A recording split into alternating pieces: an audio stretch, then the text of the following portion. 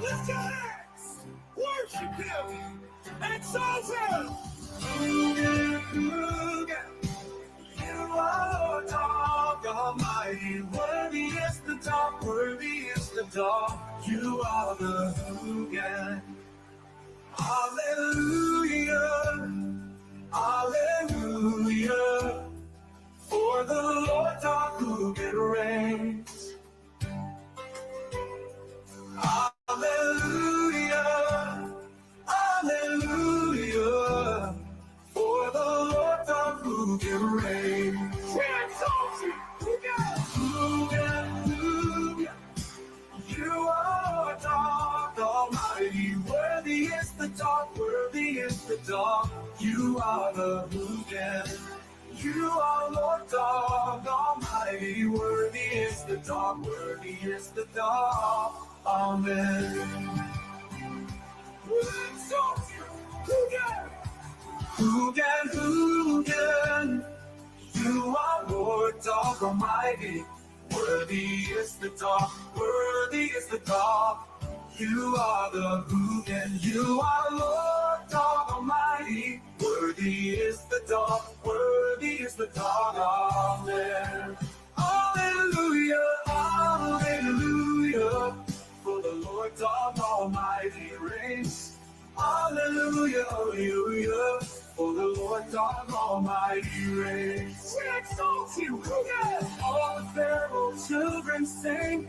Glory, glory, he reigns.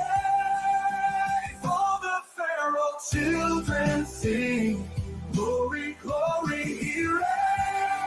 You are Lord God Almighty. Worthy is the dog. Worthy is the dog. You are the Hoogan.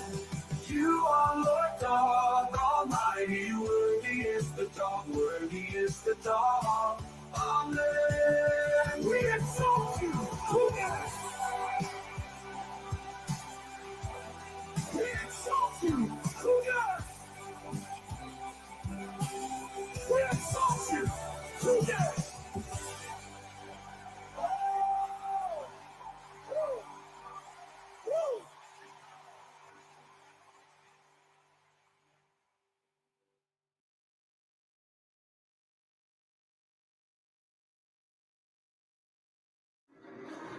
We fairy children, lost and wild. Dad punishes us, each and every child. But we are feral children, we thrive on chaos. Dad may try to punish us, he will never tame us. Hell in the cell. Hell in the cell. It's Dad's test of might. All kids will go in to fight. There is only one survivor. Bring a shiver, a screwdriver. Punishment is kinetic dance. Leotards moving in a trance. It's the feral children's penance, watching camel toes prance. Miami Deb is a whore. We are feral children, lost and wild. Dad punishes us, each and every child. But we are feral children, we thrive on chaos. Dad may try to punish us, he will never tame us. Miami Deb is a fucking whore. Hell in the cell. Hell in the cell. Test of might. All kids will go in to fight. There is only one survivor. Bring a shiver, a screwdriver. Punishment is kinetic dance. Leotards moving in a trance. It's the feral children's penance, watching camel toes prance. Mommy fucking Deb is a goddamn whore. But we are feral children, we thrive on chaos. Dad may try to punish us, he will never tame us. Well, holy shit. Amy Boyd coming in hot with the news. Everything is shitty on StreamYard, so I guess expect delays and problems. I'm going to take myself down and pull myself back up because it's already fucking up. Give me 1 second. Hold on 1 second.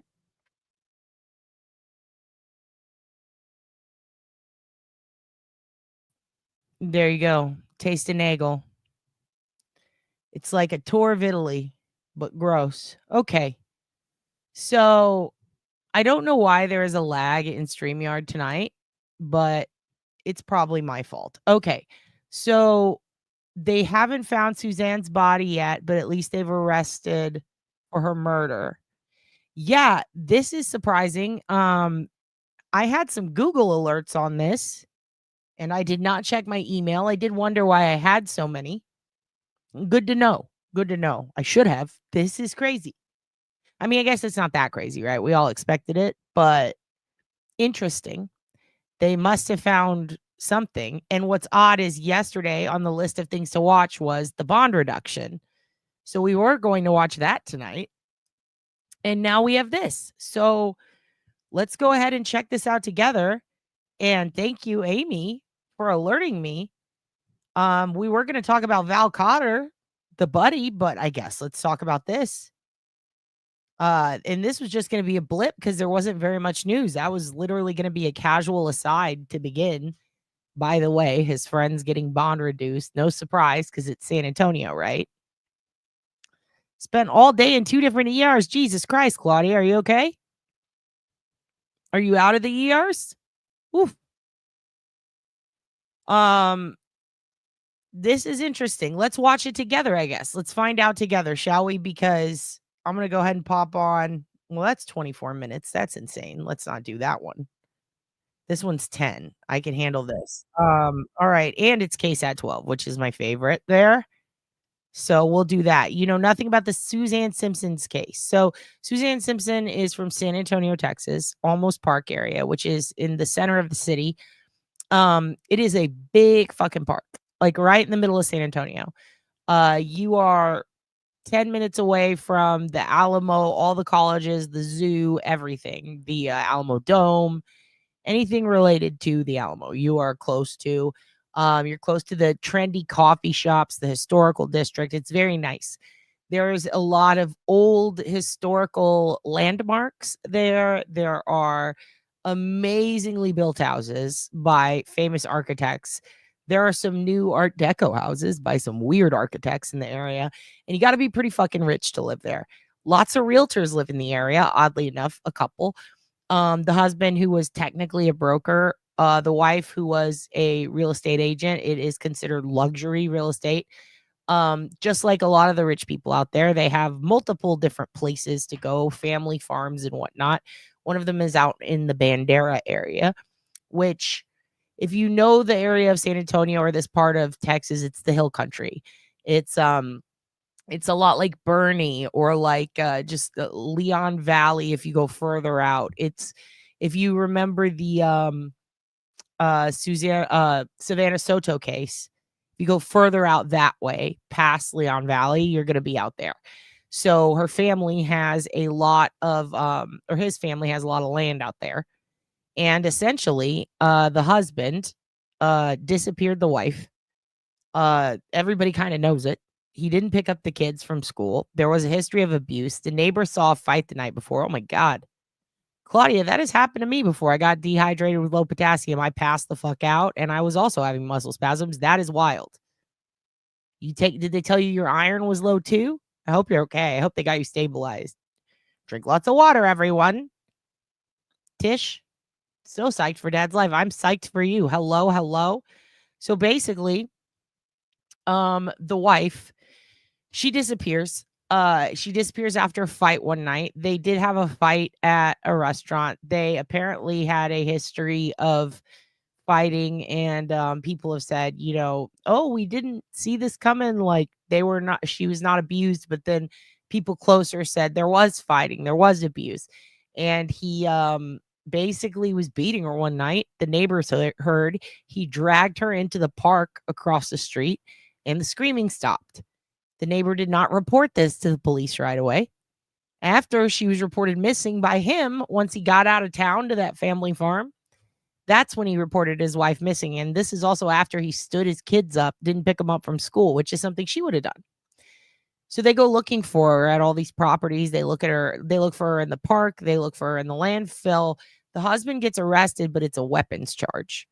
It has to do with several rifles that he had, one in particular that was not legal, not cool. Then all of a sudden, his bestie pops in on Grizzly's Live, Grizzly True Crime, and starts answering questions about the family and saying he knows them, saying that he hasn't talked to them in years. But what's interesting is this guy is in a couple of records that have to do with Brad, the husband, for shoddy old businesses.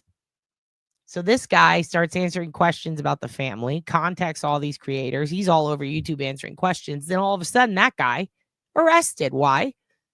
Because he was helping out his buddy and he hid a gun for him that day, the day she went missing. This is a problem. So they've been in jail and they can't find her body and he's not talking. Next thing you know, apparently today, Brad Simpson charged with the murder of his wife, Suzanne Clark Simpson. This is big news.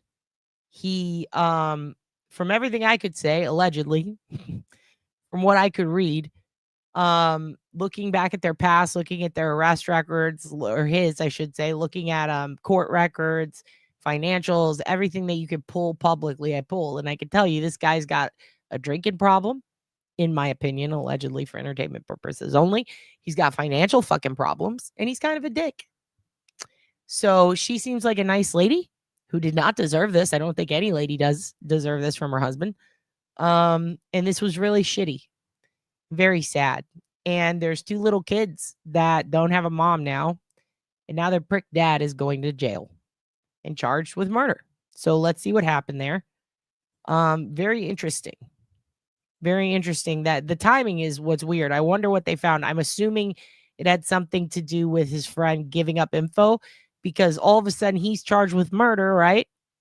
Right after Val Cotter, the friend who is in Grizzly's chat. I remind you, that's crazy. Right after his bond gets reduced. He definitely snitched. Let's see what happened. Let's see. Because this is going to be news to me too. I guess this is a reaction video now.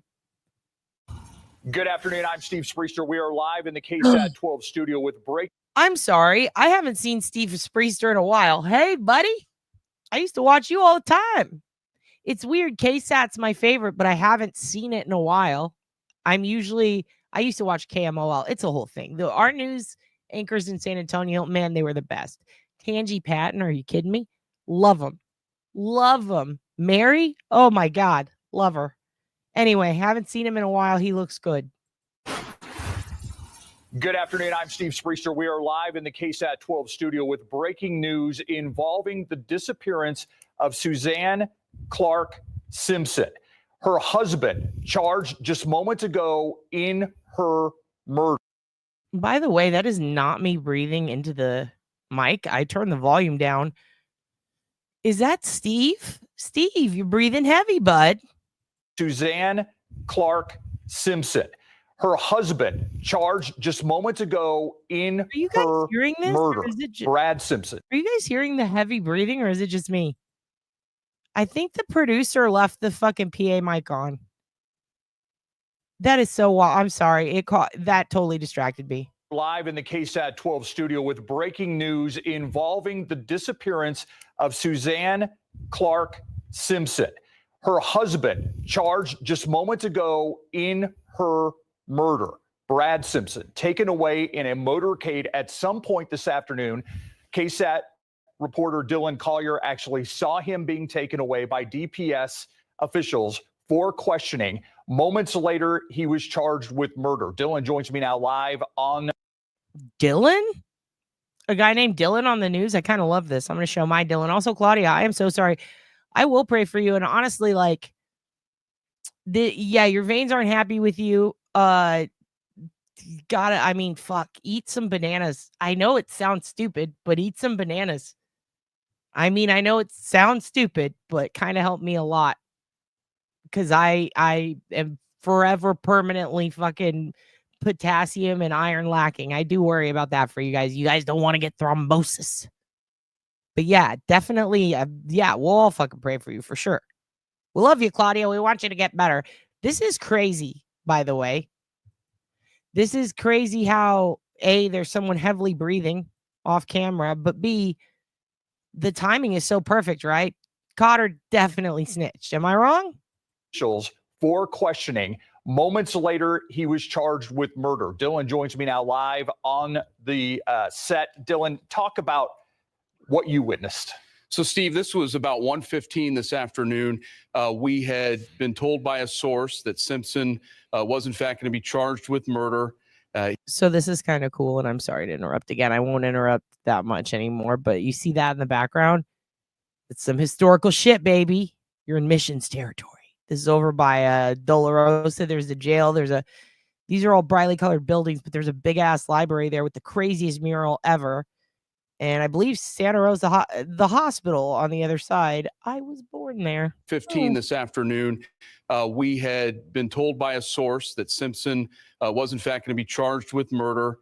He was already in jail. So that's a situation where you either take the person out of jail, bring them around into the Sally Port, back into the booking area, or you take them off site, question them, and then bring them back to the jail to face the new charges. This was a situation we've now confirmed where Simpson was taken from the jail, part of that convoy that included DPS, Olmos Park PD, and one vehicle from the sheriff's office. He was taken to a Department of Public Safety office to be questioned, looks like for a little less than 2 hours, and then just after 3 o'clock was brought back to the South. You know how you could tell Cotter was going to spill his guts? Because he was already fucking spilling his guts in Grizzly's chat, remember? He was lying out his ass. I haven't seen the guy in 14 years. Yeah, fucking right. But you know everything about his kids, who are what, 5 or 4 or 5, and who's the other one, a little bit older? This is just crazy. That guy was totally going to fucking snitch big time. But like, it is wild that he just popped into Grizzlies, a couple of others, the news people, fucking, I'm pretty sure he was in Politics. He was up everybody's ass trying to fucking Nancy Grace's. He's like, I'll tell you everything. And then all of a sudden he's in jail hiding a fucking gun out in the woods. What a weirdo. Tower of the jail, which is where they do the booking. He was then booked with murder. This is just within the last 20 minutes or so. Yeah. Again, Suzanne Simpson has been missing since October 7th. She was last seen leaving their Olmos Park home with her husband, Brad. She has not been seen since. KSAT Investigates reporter Dylan Collier joining me here live on set. Dylan, what are your sources telling you? So, first off, have they found her body? From what we are hearing, they have still not found her body. Obviously, the Rangers feel comfortable enough with the evidence they have that they can move forward with a murder case against Brad Simpson, hope to find her body at some other time. But they believe they have enough evidence to charge him and then hopefully have prosecutors convict him of murder. I was told that this murder warrant has been sealed for 30 days. And this would be the second time in this case where that has happened. You remember that search at the landfill on the southeast part of the county? Correct. That search warrant was also sealed. So it was very hard to get any kind of information. We weren't able to get a search warrant return, which tells you what they found, you know, why they got a warrant for that location, and then what that warrant turned up. So that is something that was sealed. We still don't have the return on that warrant. And the indication I'm given is on this murder warrant that has also been sealed for 30 days. Yeah, and this is a case that has really spread. I mean, Olmos Park, right outside their home in the wooded area, there was part of the search. There was a landfill on the southeast side. That was also part of the search. The Bernie area, the Bandera area. I mean, all of these places, and they still haven't found a. And by the way, the reason they searched those places, I saw a bunch of people, not just creators, but the news, saying, you know, why are they searching all these different places? This is weird. They must know something. No, it is because they are realtors. He owns a big, so the realty company that she works for that they kept mentioning, Nix is a very popular word in San Antonio. You'll see it on streets. You'll see it on businesses. There's a hospital called fucking Nix. Nix is a big thing here. And Nix Luxury Realty or whatever it was called. It was Nix. This is basically like, this is around the city. This is a San Antonio thing, right? But it also extends kind of out to Bandera, Bernie, New Braunfels, all the places he was naming. Those aren't just places that are like specific parts of the city. Those are all outside the city. So those are going all the way from southeast all the way to the northwest up towards Savannah Soto territory going out. If you keep going and you go like further south, you're going to be going towards Floresville, Kosciuszko, Poth, Victoria, and eventually Corpus. If you go all the way west, you're going to be technically going south, which is Laredo, down to the border. You're going to be going through Dilley and all the places where they have the migrant camps. This area that they're talking about is more like rich hill country. It's where people go to have wine and stay at Airbnbs. It's where the folk light, or the, what do you call it, the Kerrville Folk Festival is out that way. Basically every single place that you go throughout these areas they're talking about are places where people go to buy fancy houses and settle along lakes or settle along little water wells. Jacob's Well is a good example out in Wimberley. But all these areas, you gotta be rich, you gotta have land. And the reason I'm stressing this is because this is a luxury realtor. The houses, if you go look at what Suzanne was selling, they are a lot of like, it's weird to say, but there's a lot of historical houses that are really beautiful. And then there's places where there's beautiful old 90s and before style houses, 70s houses, wood houses. And you're seeing these Art Deco, weird shaped, like super tall, slanted, flat, just all the craziest shit you see on Airbnb. They're popping up in these college towns in San Marcos, which is where Texas State is. And then out in the woods, out where people go hunting in Bernie, Bandera, wine country. These are the types of properties that Suzanne sold. And they're beautiful. They're beautiful luxury properties, but they're very expensive. There's a lot of land per property, and there's digging constantly going on out there. So one of the things that stressed me a lot, it was one of the same things that bothered me in the Patty Atkins case, or Patty Vaughn, sorry. You're going to have a lot of land. You're going to have a lot of burn pits. You're going to have a lot of tanks, aka lakes or water sources. You're going to have turbines in some of them. You're going to have big ass fucking septic tanks. You're going to have water tanks. You're going to have oil. Fucking oil rigging is huge out there. There is oil constantly. Little oil wells all over it. People own little licenses for them, okay? So these are really rich areas with lots of different places to dispose of a body. Lots of different places that are being openly dug while they're currently doing the construction. Because let me tell you, if there's one thing I cannot stress to you, I've worked in realty the past few years. I just got out of it. I was building a database, but I learned so much. And I can tell you that these houses are selling before they are even done being built. And what's crazy is there's these custom model homes right next to them that look the exact same. So they're setting up neighborhoods, right? So what they're doing is all these little areas, there's a bunch of these random custom homes popping up that kind of all look the same, but they're super bougie. And they're selling them before they're built, which means there's a lot of holes out there. There's a lot of concrete being fucking laid. You've got a guy who is technically her broker because he owns a part of the real estate company. Now, if you don't know about the difference between a broker and a realtor, essentially in Texas, actually, I'm going to pop them down for a second so I can tell you about this because I'm very into this and a lot of people are surprised. And I've talked to Duty Ron about this too, about realty and how it works in Texas, because in Texas, it's the same as Florida. In Texas, there is a whole different market of apartment locators. Now, some people don't know what locators are. They think that it's just a realtor. It's not. There's a ranking system. There's apartment locators. So you're getting your real estate license to locate apartments, right?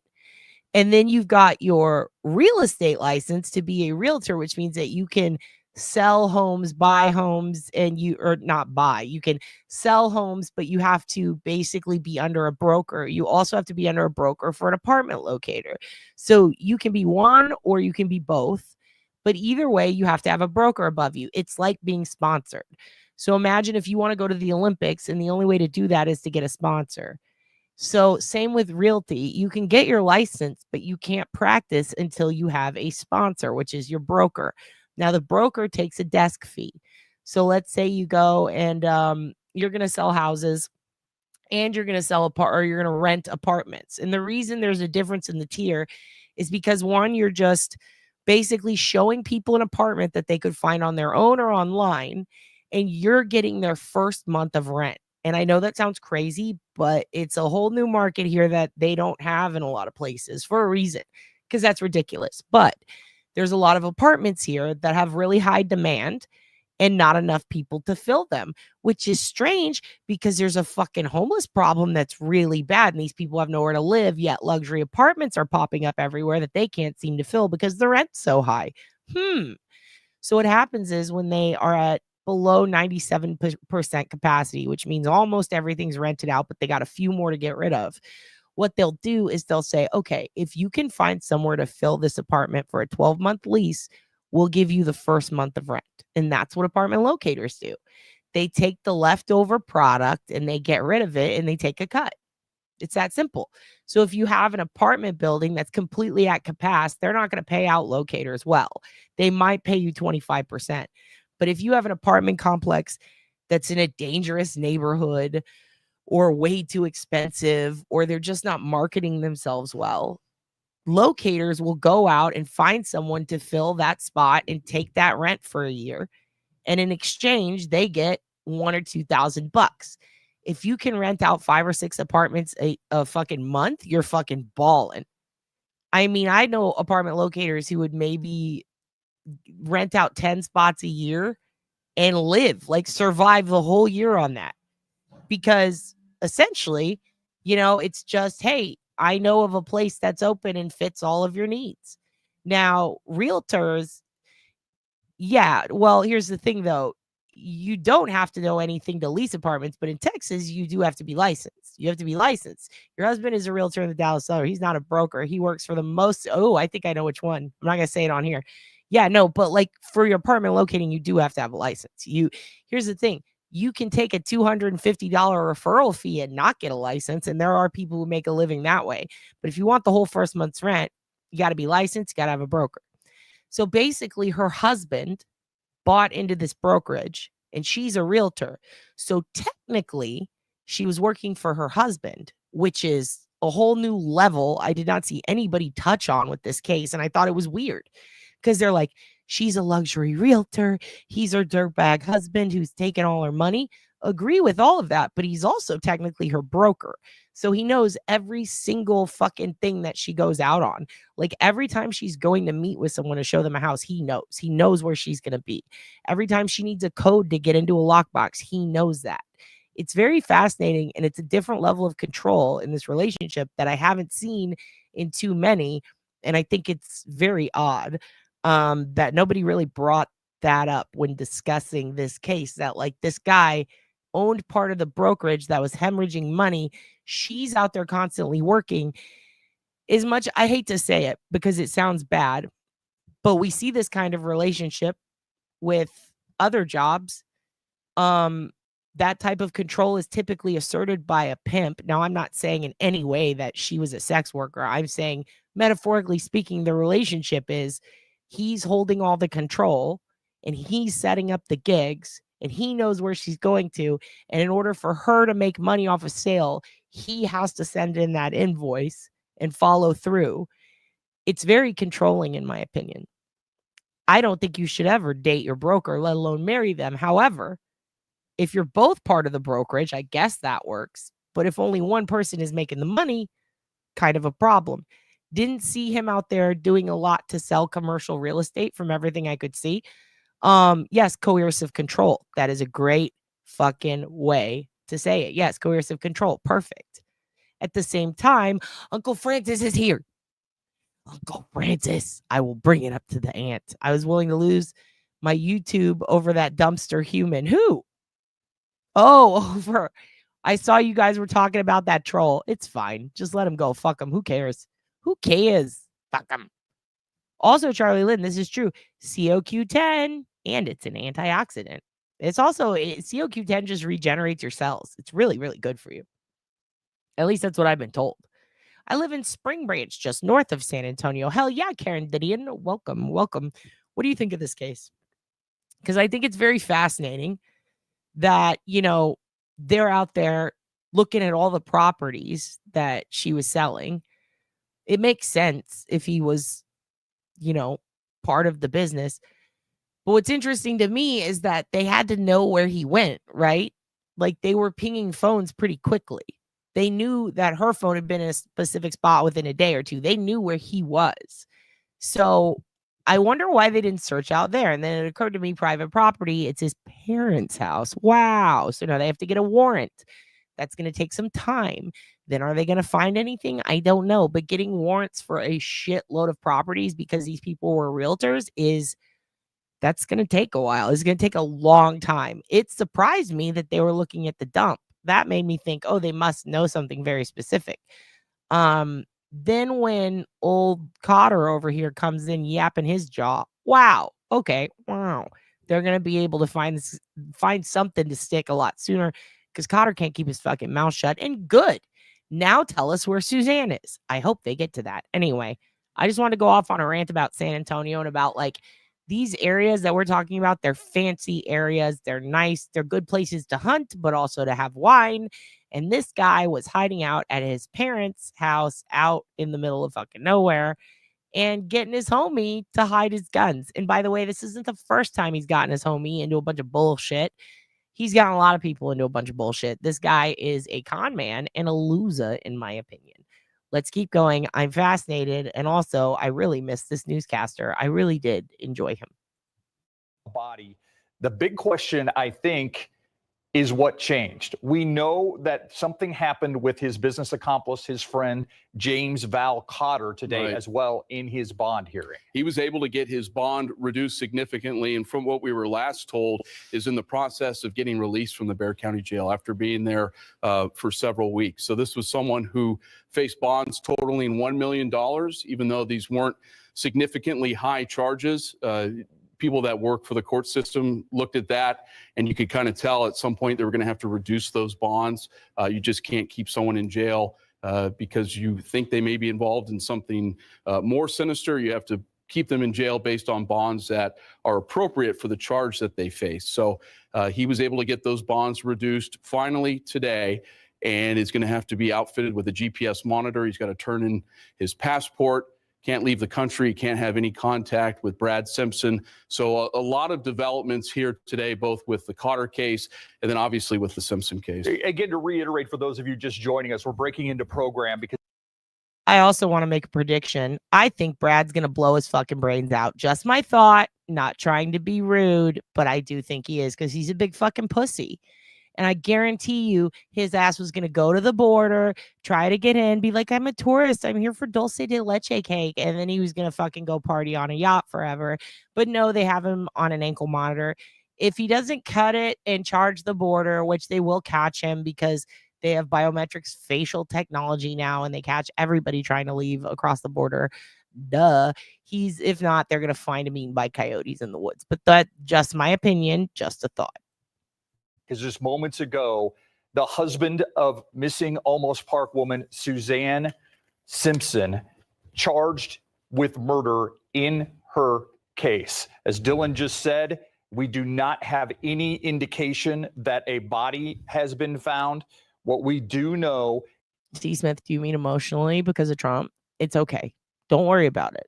It's okay to not spell good for a few days after a rapist becomes president. I totally understand. Is that he was taken away in a convoy from the Bexar County Jail to a DPS office for questioning about 1:15 this afternoon. Dylan Collier was there. He saw exactly what happened. We also know that there was some question about would it be murder or would it be other charges in connection to her death. The significance of this, of course, they're actually acknowledging that there was a murder and that she is not alive. It's the first time officials have done that. No, he's not on the run. His friend Dan Cotter got out, or not Dan Cotter, fucking Van Cotter got out on he got out on bond. He's got an ankle monitor on. He's gonna go live van life. You feel me? Out in the woods. They used some coded language during the landfill search that they were trying to recover a body. They had not come out and said that she was murdered or that her life was over. Now, unfortunately, with this charge today being murder, that means that in the eyes of law enforcement, Suzanne Simpson has passed away. Yeah, which is obviously not the outcome that certainly, we saw her oldest daughter Right. posting yesterday about she just wants her mom to come home. Obviously, that is the grim part of this. You also have to wonder, with so many people that knew this family in the Olmos Park area, they're very prominent in the Olmos Park area. This has to be reverberating through that community right now. Are we expecting, we're getting this through our sources. By the way, my cousins live in Olmos Park and a bunch of my family and friends. And I'm like, what has this done to the neighborhood? And they're like, everybody's walking by that house going, that's where that fucking creep lived. And then everybody's walking through the woods looking for her. So that's sweet. We were going to go look for her on Halloween, remember? But then my friend got really sick. And also, like, Halloween was really fucking hot. And the little kids didn't want it. My little sweet baby angel niece and nephew, they're actually my baby cousins, but I call them my niece and nephew. They did not want to dress up. It was too hot. They said, screw candy. We will watch Moana. So they did. But it's okay because there seems to be some closure happening. Olmos Park neighborhood is all about finding her. Like they're like, let's go in the woods and find Suzanne. Like, people really want to find her, and nobody likes Brad. That's what I've seen so far. Are we expecting some sort of statement from either Olmos Park, Texas Rangers, DPS, somebody today? I believe so. And they've alluded to a possible development in this case for several days. They had reached out to a number of reporters, had asked for. Also, I'm going to spoil something. This dude on the right used to be real skinny, and my friend fucked him. Anyway, reverberating is a tough word. He is a pro, dude. And Steve Brown, I say R, like I still live there, R. Our old weather guy, also a pro. Best commercial ever was Steve Brown saved my dog, because he would tell people on the weather, it's gonna rain, bring your dog in or he'll be cold and wet and die. So that was the angle they went with that. I love San Antonio marketing and I love San Antonio news. It is good. Email addresses, if they had to send a press release of some kind. There was some conjecture that maybe it had to do with the fact that it's been about a month since Suzanne disappeared. We now know that it's actually a major development in terms of the husband being charged with, murder, which carries a very significant potential jail penalty. You could hear he's like, oh, why not a firing squad? I know, Steve. Listen, Walk Among the Tombstones, that's fucking awesome. We still need to have you come on and talk about, was it Michelle alone? Who's dead? It was Michelle's, right? You found another dad. Walk Among the Tombstones just be out here finding dads, y'all. I'm so proud of you, boo. Tombstones is fucking wicked smart. I might have, you know what, kids, in a little bit, we're going to talk about Papa Sean, because guess what? Spoiler alert. Your dad got to talk to Papa Sean all day, and it was fun. It wasn't all day. It was like 2.5 hours. But let me tell you, people could say what they want. They can call the man crazy. He's fucking wicked smart, and everybody's going to look real dumb later for fucking shitting on him. Whew. Whew. I got the ops on the streets. Uncle Frank says Deb's the ops. Let me tell you something. I'm the ops now, Papa Sean. I talked to him. He's a good guy. He's a good guy. He told your dad some things about a case your dad's looking at that has nothing to do with this other shit. Let me tell you something. He does like Karen. He likes Karen a lot. He loves Karen. It's just, it's the drama. It's making him get crazy. Yeah, my friend fucked him before he got fat. Isn't that pretty cool? Pretty cool. Not bragging or nothing, but she did. Anyway, yeah, we're going to talk about it. We are going to talk about it. Love him to death. Let him go crazy. I don't care. Fuck it. I don't think he's that crazy. I think some of the bitches that cavort with everyone are crazy. I think that he'll open the door to crazy. He'll let crazy in a little. He'll be like, let me hear you out, crazy. And then he's like, politely leave my house, And I respect it. I'm not going to hate it, but we're going to talk about that. We'll talk about it. You want to talk about wildlife? I'm so sorry. There's a real question here about whether he acted alone, and will we see other charges against other people? That has to be the question that is out there right now. Your sources telling you anything on that? I have not heard anything in regards to an accomplice. Cotter faces a couple of charges. He, according to law enforcement, obviously played some role in concealing possessions that belong to Simpson. Early on in this case, we're talking within a day of Suzanne disappearing. Brad Simpson is texting Cotter, asking him to remove a weapon from his home. So Right. you have that connection. I've not seen a single piece of paperwork or heard a single thing that anyone was potentially involved in harming Suzanne or taking her body somewhere. So right now, walk me through the process. We know that a warrant has been signed to charge him with murder. And that he's been booked on that. He has been booked on that. I'm about to sign a warrant to charge you with. Tell me about it. You fucked a magician? Damn, did he make your boredom disappear? What was that like? Did he hide things in you? Did he pull a dove out of your pussy? What happened? I'm very curious about magician fuckery. Never done that. I don't know if I'd be pissed or excited if someone did a magic trick on me mid-coitus, but I've asked questions. I've asked questions to magicians. They won't tell. They say a magician never tells his secrets. I'm like, get the fuck out of here, loser. But I'm very, very curious. Turd. I know. I thought you fucked a weather guy once, remember? I was obsessed. I was like, how was it? Turns out you didn't. Yeah, I'm confused. I put it at tomorrow. How do you think I feel? He was not fat yet. He was slim. Yeah, I lose mine all the time too. My glasses. Oh, wait, I don't wear them anymore. Isn't that nice? LASIK surgery, ladies and gentlemen. It worked. Mag's office. Yep, at the South Tower of the jail. All right, pausing this, taking this down. We're ending that. We know it's sad. They haven't found her yet. End of story. Let's get to this. What? Pierre. Really? Your friend fuck Puck? I have a lot of questions. Puck was insane. That I'm very intrigued. That was one of my top 5 favorite seasons of The Real World. When he ate that peanut butter. After picking his nose, I was very upset. Why? Why did your friend fuck Puck? I only got him after he was fit and beautiful. The magician? The world's not confusing right now, Clam. That's for sure. It's very confusing. We have a confusing world ahead of us. You needed a place to gossip. Always here. Did he pull a rabbit out of his dick hole? We have questions.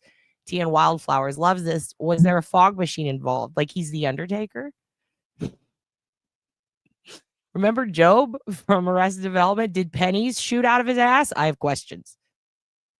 You're guilty of walking on the phone while looking for my phone. Done that. I've been holding my keys like, how are we going to get to the car? I can't find the keys. I fucked a guy after he got fat. Hey, me too, babe. Me too. And the whole time I was like, wow, you're fat. Didn't see that coming. Hey, me too. Then you make fart noises with your bellies. Just kidding. Sorry. How bad was the BO for the magician or that guy? I don't know. She didn't talk about it. He was skinny then. That was a callback, but I got it wrong. God damn it. It was a weatherman. It was. But you know what? Now I'm interested. You didn't fuck a magician? Yeah, it is hard to keep track of the people you don't fuck, though. That is true. Oh my God, Puck was so damn annoying, he wouldn't go away.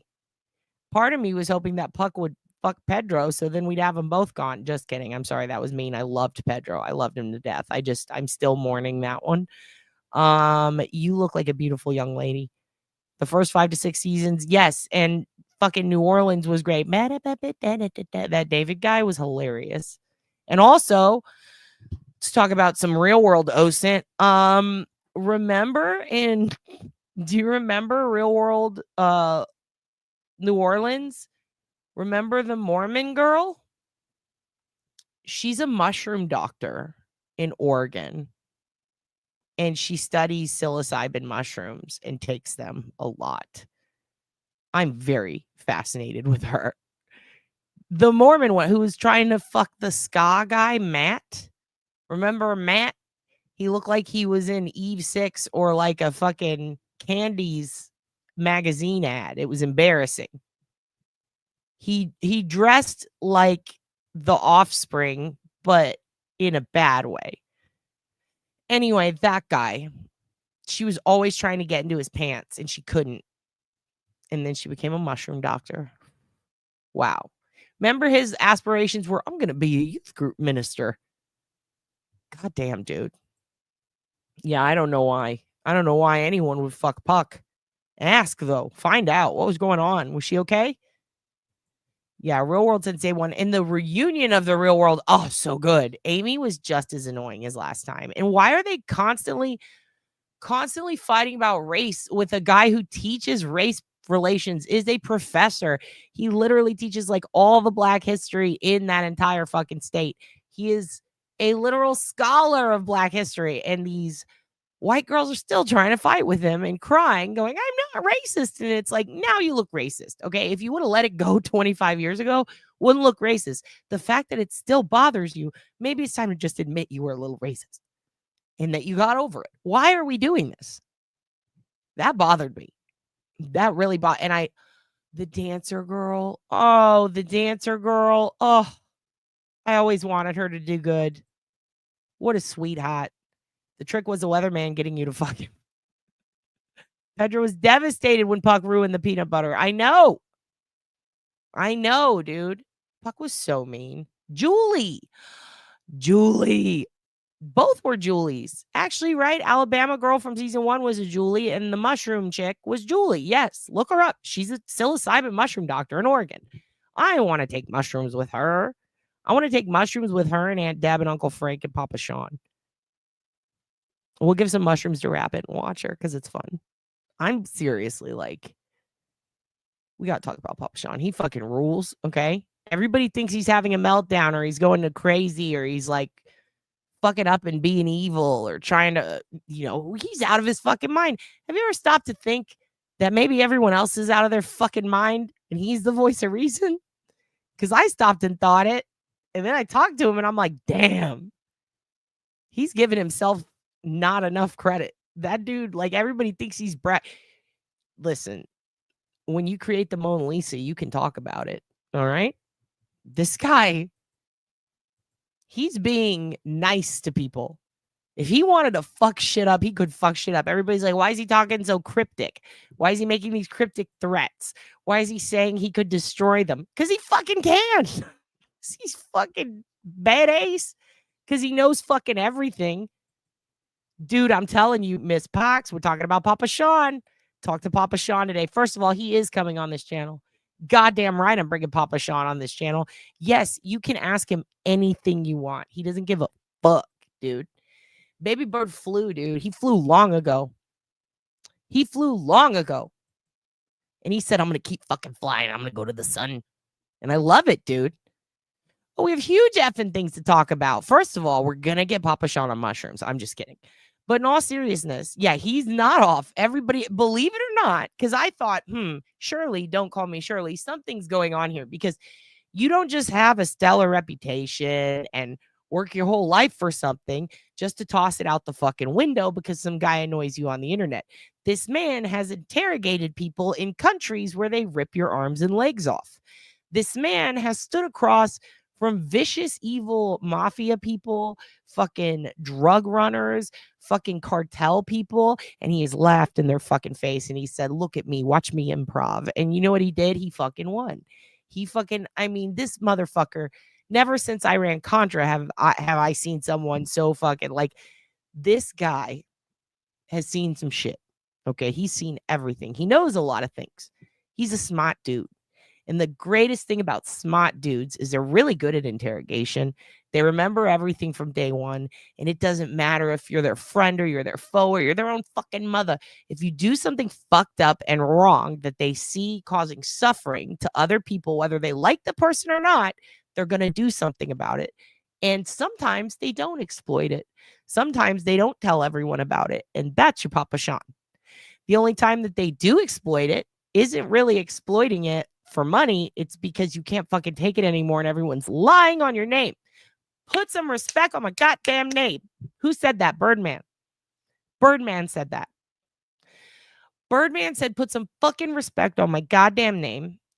And people said, I wonder why Birdman's saying that. And then you find out because everyone's trying to take Birdman's bag. All right? They're trying to come at Birdman in the streets, ops in the streets. They're trying to shoot Birdman. They're trying to kill Birdman. They are not putting respect on his name. So Birdman said, Little Wayne, Nicholas, Nikki, everybody, listen up. Hell, even you, 50 Cent, everybody listen up.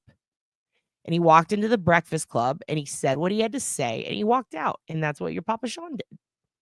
He said, I'm tired of Charlamagne coming in here being a little bitch, talking lots of shit, and not putting respect on my name. And you know the truth. And you know that giving out the truth could compromise others. And you sacrifice that. And you take the heat for others. That's some William Wallace shit, dude. He's out here screaming freedom while they're ripping his fucking limbs off. Fine. He did that. He doesn't want a fucking prize for it either. And he'll explain it all in due time if he wants to. I'm not going to explain it for him, but I'll tell you this much. Papa First Amendment Sean. If I was in his position, I'd be pissed as fuck too.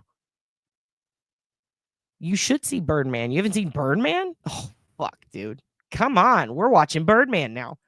I will get a copyright strike. I don't give a fuck. And I did tell Sean, I don't give a fuck about copyright strikes, and I don't give a fuck about bad words. And we talked about this, about the whole grape essay. It's offensive. We hate it. Just say what it is. We're adults. He's also very good at improv. Very good at improv. He loves comedy. And I know that he knows good comedy because he brought up Joey Coco Diaz. End of story. Papa Sean's canon. He's God. We're fine with it. He can have whatever the fuck he wants on. You know? And here's another thing we talked about. I think absolutely 100% he did so much more for Karen than anybody will ever know. Because I don't know that he cares as much about himself to show people. I don't think he will. He actually cares about this girl, and he knows what he knows. And here's the thing. We love Papa Sean. We love Papa Sean. But you know what? The shit got stirred when they didn't put respect on his name. He didn't want much. He didn't want credit. He didn't want money. He just wants to not be talked shit upon. And I feel that. If you did nothing wrong and people throw stones at you, you're going to be like, hey, why are you throwing rocks at me? What the fuck? If you take a stoning for a lot of people, you take beating after beating after beating, and they're standing by going, hey, you need help? And you go, yeah. And then they fucking walk away. That's what he keeps going through time after time. That's the impression that I got. That's the impression that I get. Anyway, I think that he has stood up for a lot of people who were not there for him. And I think that a lot of people owe him. We're gonna watch Birdman. We're gonna watch Birdman. Here's the thing. I talked to him about another case. I called him. Here's how I know that he's a good dude, because I called him very concerned about some shit that I found in another case that I was going to present to you guys. And then I found some shit and it's very disturbing. And I needed guidance. My professors are not my professors anymore. I graduated. I could bother them, but they're very busy right now. I'm sitting here thinking like, who can I talk to? I hit up Sean. Hits me right back. He's hilarious. He's so funny. He's so lighthearted. It really isn't that serious. I get it. I get it because he's a lot like a male comic. They can go crazy on stage and say all kinds of shit, but the second they get off, they're like, hey, see what I did? See what I did right there? Like he knows what he's doing. He's a smart dude. He knows that was going to fucking work everyone up. It's very funny. It's very funny how self-aware he is. A lot of dudes aren't that self-aware. This motherfucker interrogated criminals his whole life. He knows how to handle the YouTube streets. You know? He's a smart dude. People need to start validating that. I'm going to bring him on. We're going to talk to him, and I'm going to go on his channel. I already agreed to it. Yeah, absolutely, Papa Sean, any fucking time.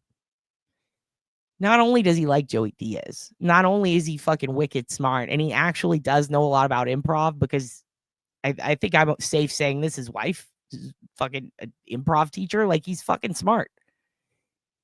He also has counseled a lot of people who everybody sees as big shit. Everybody's like, oh, this guy's fucking rules. This person fucking rules. Oh, they know everything. Who do you think they got that from? And the best part about people who are really, really, really fucking good at fucking the Glazer. How dare he? We're going to talk about that. I'm going to confront your Aunt Deb tonight. The best part about Papa Sean is he keeps receipts. All right. He's being very kind right now. Very kind. I didn't even see him, but I know that they exist. I didn't see them all. Here's the thing. I didn't see shit. You understand me? I'm not in this. But goddamn, people better start being nice to him. All right.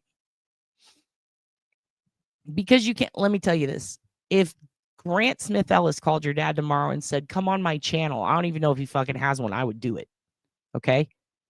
If the worst of the worst was like, come on my channel, I'd fucking do it. Any chance to fucking confront someone. All right. Love that shit. You guys know what we're all about. We're all about Geraldo and Ricki Lake. What do you mean? Why did he go on her fucking channel? To confront. I mean, what it was, I honestly don't know what they said. I just know that he went on her channel. So what? So what? Go on the enemy's channel. See what happens. Why not? Dude's being polite. He's hearing everyone out. Here's the thing. You can warn your friends of crazy.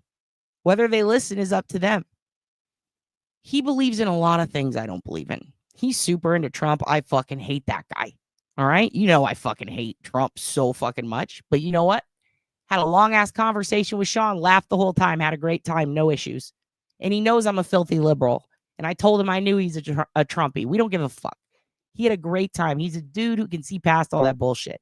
Because he's seen fucking people get their limbs ripped off. He doesn't fucking give a shit.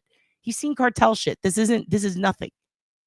Yet somehow YouTube has managed to stress Papa Sean out. And I hate that for him. Which goes to show that YouTube could have something valuable there as far as like torture, war crimes. We could force people to watch YouTube videos for committing war crimes and probably hurt them more than they hurt entire villages.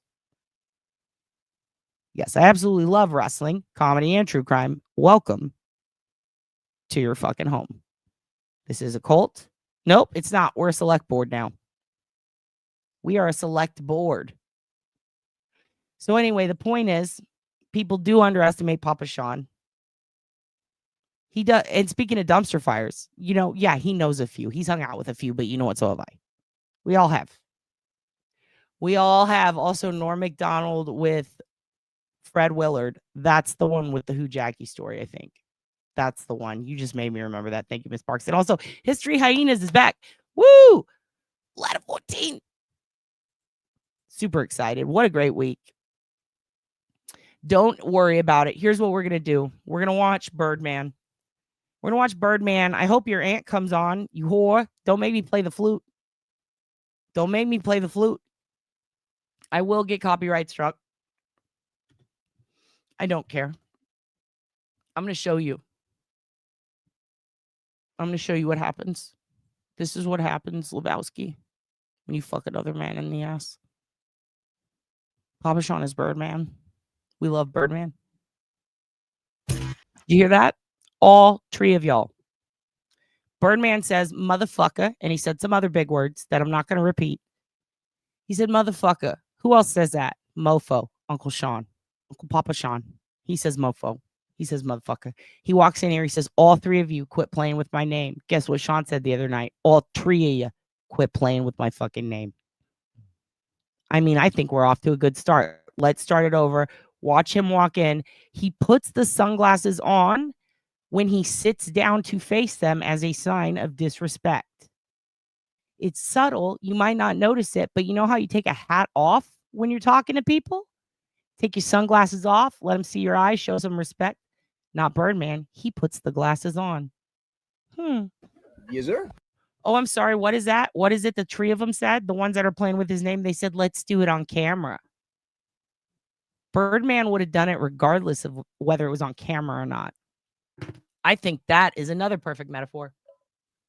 But when you talk to someone privately and then they put it out in public and then you try again and then they put it out in public, eventually you realize, hey, the only way I'm going to get the unredacted, unedited, full version of myself explaining why this is rude is, I guess, by going on camera and saying it. Because apparently, no matter what I say, it's going to be put out there.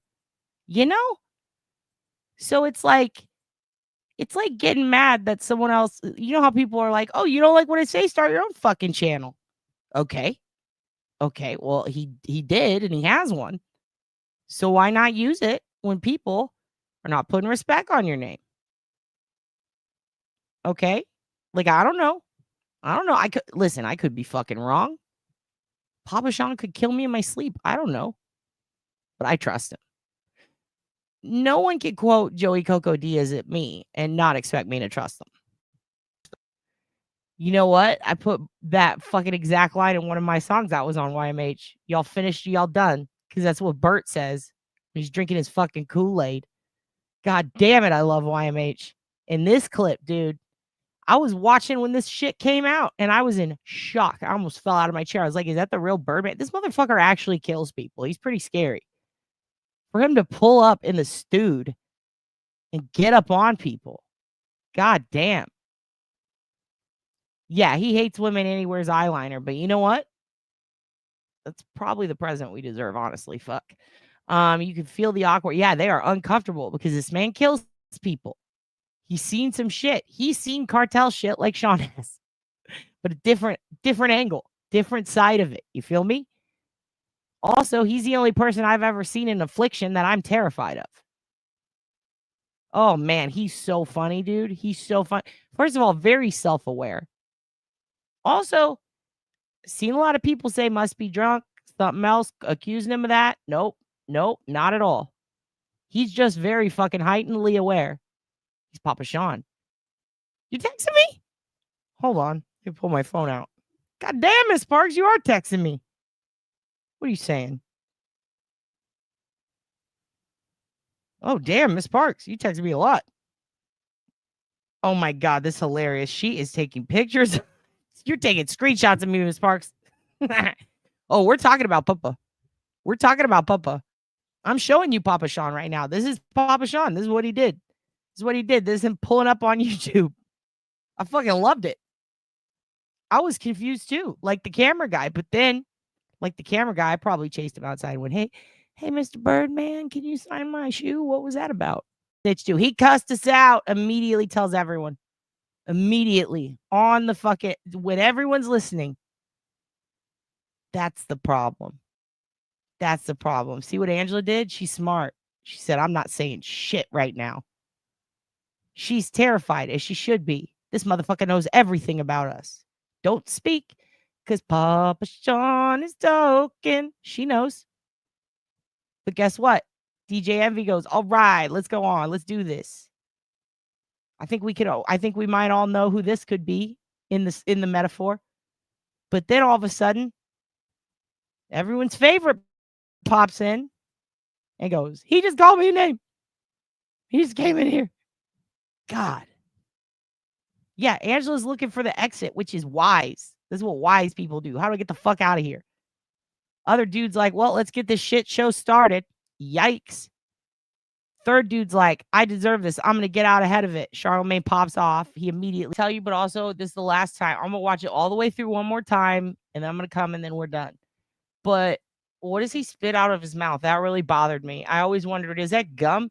Because, like, why not chew gum like you're fucking masticating like fucking Jed McCabe on the stand? If you're going to be rude, right? No, because Birdman's he's still a fucking bird. You can't eat worms while you're trying to talk shit.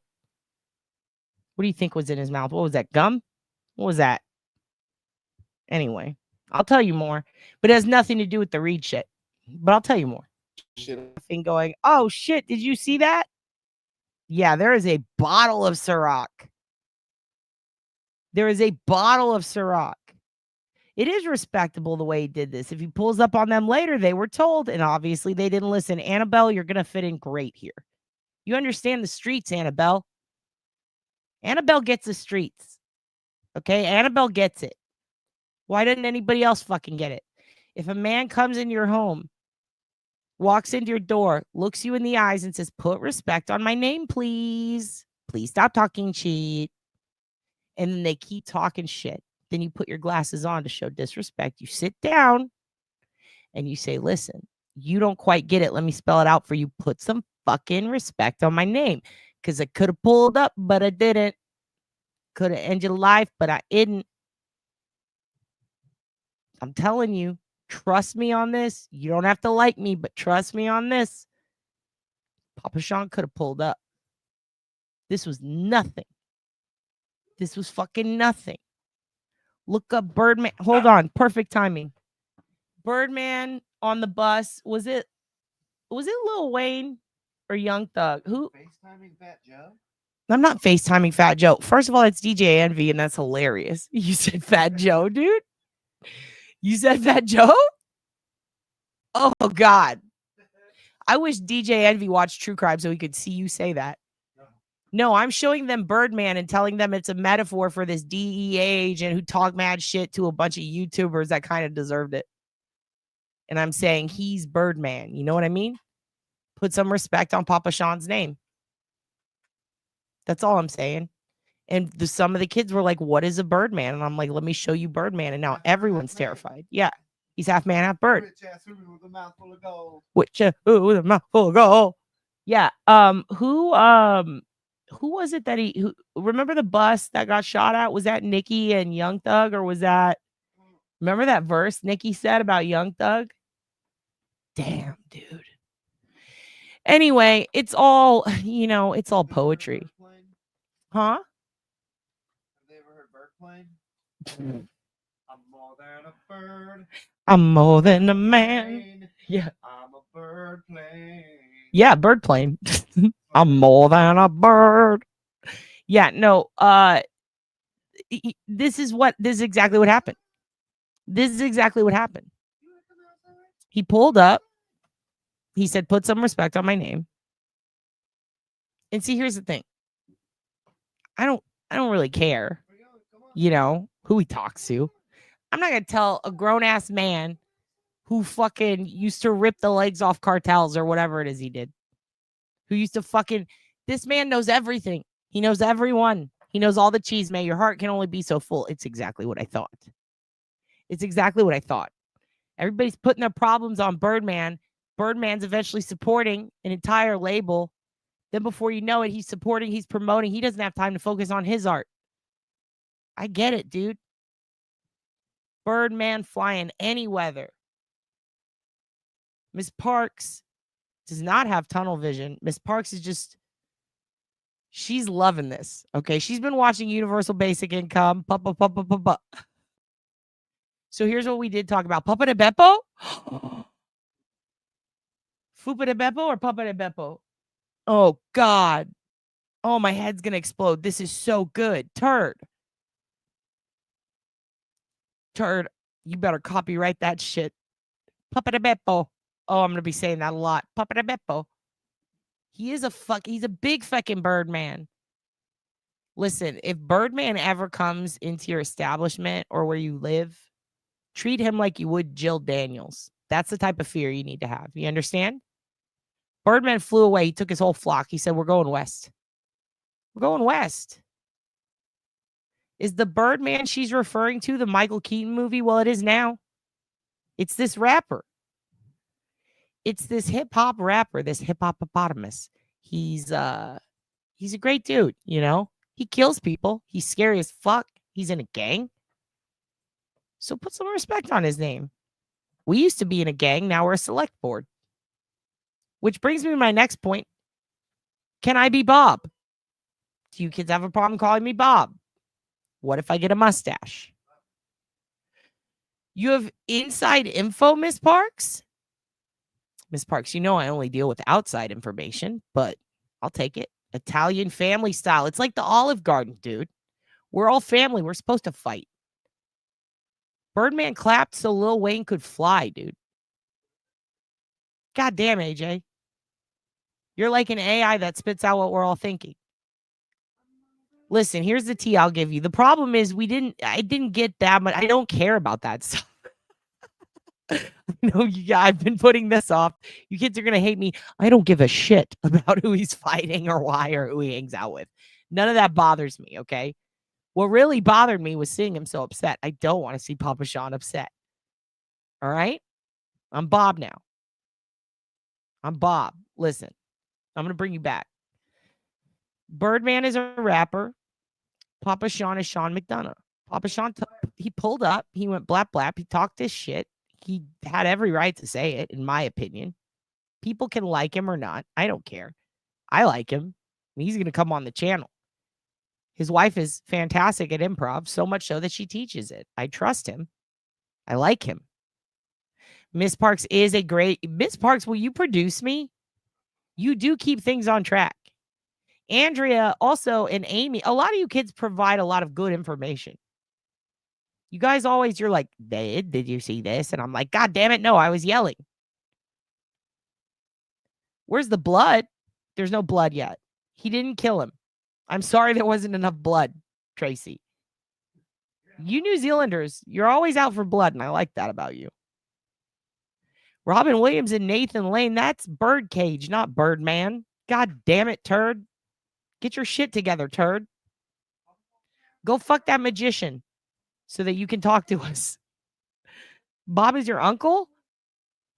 Excellent. Dude, everybody has an Uncle Bob. Everybody has an Uncle Bob. I have an Uncle Bob.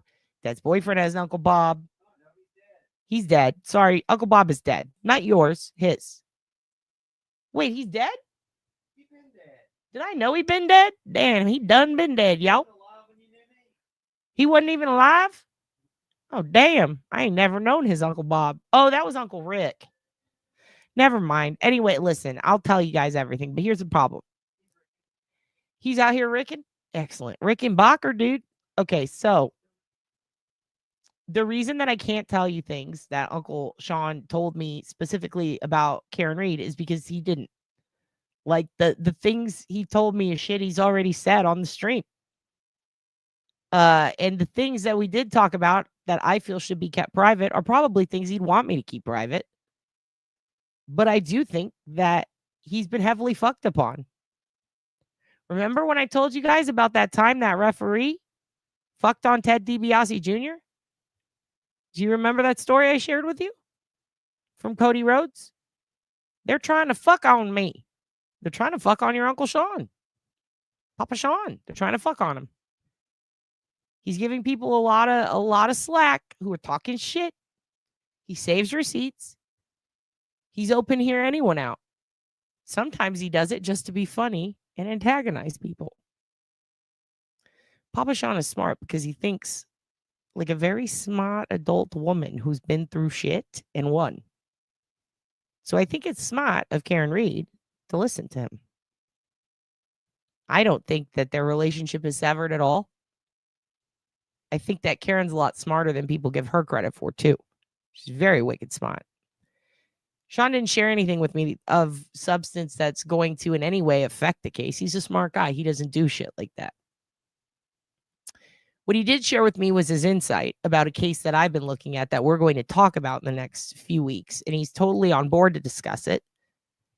And what really turned my stomach and made me shocked and made me want to go live tonight was that.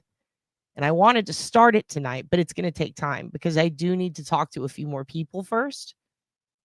But there is a murder from Boston. That's a cold case. It's very old. Dare I say, what year are we in? Almost 30 years old. Miss Parks. Uh-oh. Girl, I'm telling you right now. Look, I hear you. I'm telling you. I'm telling you right now. I swear. I swear, Miss Parks. Thank you for the donation. And I'm telling you. We're going to talk about it in full with Sean. But I'm going to tell you ahead of time, which I didn't want to do, but I'll do it. So basically, 1996, there is a case where an au pair was halved. She was bisected. She was cut in half. Upper torso found. Bottom part gone. Gone. She was drained of all of her blood. The person cleaned her face, washed her face and her upper body, even washing off her makeup so that she was so pristine she looked like a doll, they said. She had absolutely no blood in her whatsoever. It was like Dexter and the Ice Truck Killer. It was scary. She was found with a couple of items in a dumpster. Some of those items have been released and on record for a long time. Some of them were briefly touched on, and I was able to confirm that they are real and that they are a part of what was found. When I started diving into it again a while back, I found some stuff online from people who knew the victim, people who knew people that were accused, let's say that, suspects, actual suspects, and people who worked with someone who was thought to maybe be involved. But publicly, the police came out and said, no, she never dated a cop. Then they had to say she did because it was on record. And the press reported that. And there was argument. Was it 1 week before, 2 weeks before? Who was this cop? Well, he was out of town. He was cleared. That was one thing they said. Another thing they said was there is no cop. There is no cop. Another thing that the police said was she never dated a cop ever. You guys are lying and we're going to sue you. And the fucking commissioner freaked out. Another thing they said is we did locate who the cop was and we spoke to him and his partner. Because you see, it was actually a week before her murder that are you okay? Dave's boyfriend's dying. It was about a week before her murder that a cop who was married and his partner went on a double date with her, a 20-year-old au pair who had only been in Boston for 4 months. And that cop goes on a date with this au pair date because this cop was doing detail at one of the last places that she had actually been. Like, she would go out to this club all the time every weekend with other au pairs. Now, a weekend before, or 2 weeks before he met her, a week before, he brought her back to his apartment in Roxbury with another officer and another au pair. So these are two adult men over 40 with wives who took two 20-year-old girls from another country. And by the way, this victim didn't realize this yet, but she was here illegally because when they checked, they found out that the au pair company didn't bother to get her a visa. She had written that things had gone bad. Now, everybody blamed the husband and wife because other au pairs said the husband would hit on them and was a creep. The husband owned an art studio downtown a few blocks away from where she was killed. And she was allowed to go there every weekend and hang out with her friends downtown where all the au pairs went in Boston so that she didn't have to go all the way back to Dover every single weekend, which is where the family lived with the kids. Since she had weekends off, the au pairs, the husband of the house said, here, you can have the keys to the art studio. Now, a lot of people thought this was weird. Turns out it was his husband and his wife's art studio. It was just in his name. It was searched by dogs. It was raided. They served warrants. The couple got accused of all kinds of things. Now, it's interesting you say Black Dahlia much because one of the most important things about this case that came out was a really intense story by a Bostonian, not the Bostonian, but a Bostonian who happened to also spend quite a bit of time in LA and knew a lot about Black Dahlia and compared the two because they were so very much alike. In fact, one of the most famous articles you will find about this au pair compares her directly to the Black Dahlia. That's the title of the article. The au pair is in Boston. Her name is Karina Holmer. I have an episode I'm going to be doing for you this week where we're going to start the case, and I'm going to repeat everything I just said, but in much greater detail. And the reason that this is very important is because I found some things that have never been announced, that have been denied, and that seem to be true. And the thing that I found is the name of the cop. And what's really interesting, and this was 1996, by the way. What's interesting is they never named the cop. In fact, they tried to bury this. They said he was on vacation. They said that he wasn't working that night. They said that he never dated her. They said he didn't exist. They said they cleared him. But what's interesting is about a week or two after this was reported and told to the paper by police, giving press conferences, that's when the police come out and they say nobody's been cleared. Interesting. And the reason the police said that is because the parents of the kids who she au paired for, the parents, the dad anyway, said, we've been cleared. So the paper wanted to confirm, the Boston Globe. They said, let me confirm with you. So that's when the cops say no one has been cleared. Now, I found that interesting because they also said the cop was before that. So does that mean the cop's not cleared? Everybody kind of started thinking about it differently and focusing specifically on the couple. There was also a homeless guy. They would say homeless. He was a guy that would go downtown in Boston dressed as Superman, and he had a dog, a white dog, and he would put a Superman shirt on it. And they would walk around down by Boylston, and they would get fucking lit and try to hit on women coming out of the bar. So she hung out with that guy a little bit outside of the bar. His name was Herb. Herb was mentally ill. He would drive his car into town with the dog, walk around, say, I'm Superman, and drive back. Now, everybody said, that's weird. Why would someone do that? Immediately, I thought, wow, we have one of those. A guy named Matt here in Austin. He actually used to do comedy. He's a fucking weirdo, dude. To this day, I'll say it to his fucking face. He's fucking weird. He wears a Superman suit. He comes downtown, and he petty cabs around hitting on women. Has he murdered anyone? No. Is he fucking weird? Yes. Yes, dude. This guy used to do that. There's also a guy in Seattle who did that. Why do people dress like superheroes and try to meet women? I don't know. Do they actually get pussy? I have no idea. I don't think so. This guy was harassed and called a murderer for a long time until a year after he blew his fucking brains out. Now, right before that happened, poor Herb, he was already going crazy. He was squatting at his own sister's house. He was constantly getting accused of murder. But right before he killed himself, they were able to finally clear him. Finally, someone was cleared, and it was Herb. And the way they did it was he got a fucking ticket. Speeding. During the time she would have been murdered. He wasn't even nearby. He just talked to her and left. Also, they were able to finally get security camera and see that she departed from him to go dance with a homeless fellow. She then talked to 3 guys in a car. She talked to 2 guys in another car. Supposedly she was in a car. Supposedly she was walking down the street.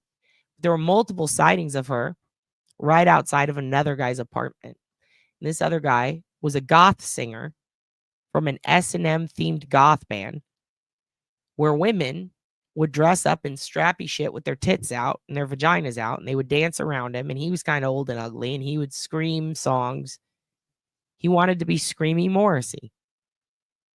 He was old, he was addicted to heroin, and he had a lot of hoes. He was basically, dare I say it, the Godfather from WWE with a hoe train. And they would go do this club. I think it was called Club Rat. Anyone from Boston can confirm. I think that's what it was. The Rat. He'd go down there, and his hoes would dance around him and do sex stuff. And they played at the Limelight all the time. So the cops said it must have been him because Satanic Panic. He's into sex stuff. He's into bondage. He must have done it for no reason, just because he lived nearby. He didn't have an extensive criminal history that involved violence. He just sang about it. He never sang about her. He got accused of her murder. We're going to go in depth on him. Oddly enough, I believe he was performing at Limelight, Peter Gation's club that we've talked about all the time, with fucking Michael Alick the night she was murdered. Now, what's interesting to me is Michael Alick cut people up, but that was a guy over a drug deal, and it was later. It's very strange. What a coincidence. Perhaps because he hung out with Michael Alick, they may have thought it was him. I don't know. He ended up not doing it. Here's the thing about Karina. She was not on Dateline that I can tell. There's not a lot on her. Maybe because it was 1996. I don't know. Yeah, Boston cop. And you know what's interesting is the cop, who I am going to tell you who it is after I confer with a few people, because it is terrifying. It is terrifying to think that people can have such sides. Now, here's the thing. I don't know if this cop had anything to do with her murder. But I think that there are some troubling things that have not been brought to light, that have never been reported, that are very interesting and weird. But he's the only one of all the suspects who's never been named. In fact, they denied he existed for a long time. But I spoke to a young lady who used to hang out with Karina because she was an au pair too. And she can confirm that this cop existed. And not only that, that Karina was fucking him. And that, well, he was trying to fuck her. Supposedly they fucked. I don't know. I'd like to confirm it more before saying it. I probably should have said that. She thinks she was. But he had a wife, and he was definitely trying to fuck her.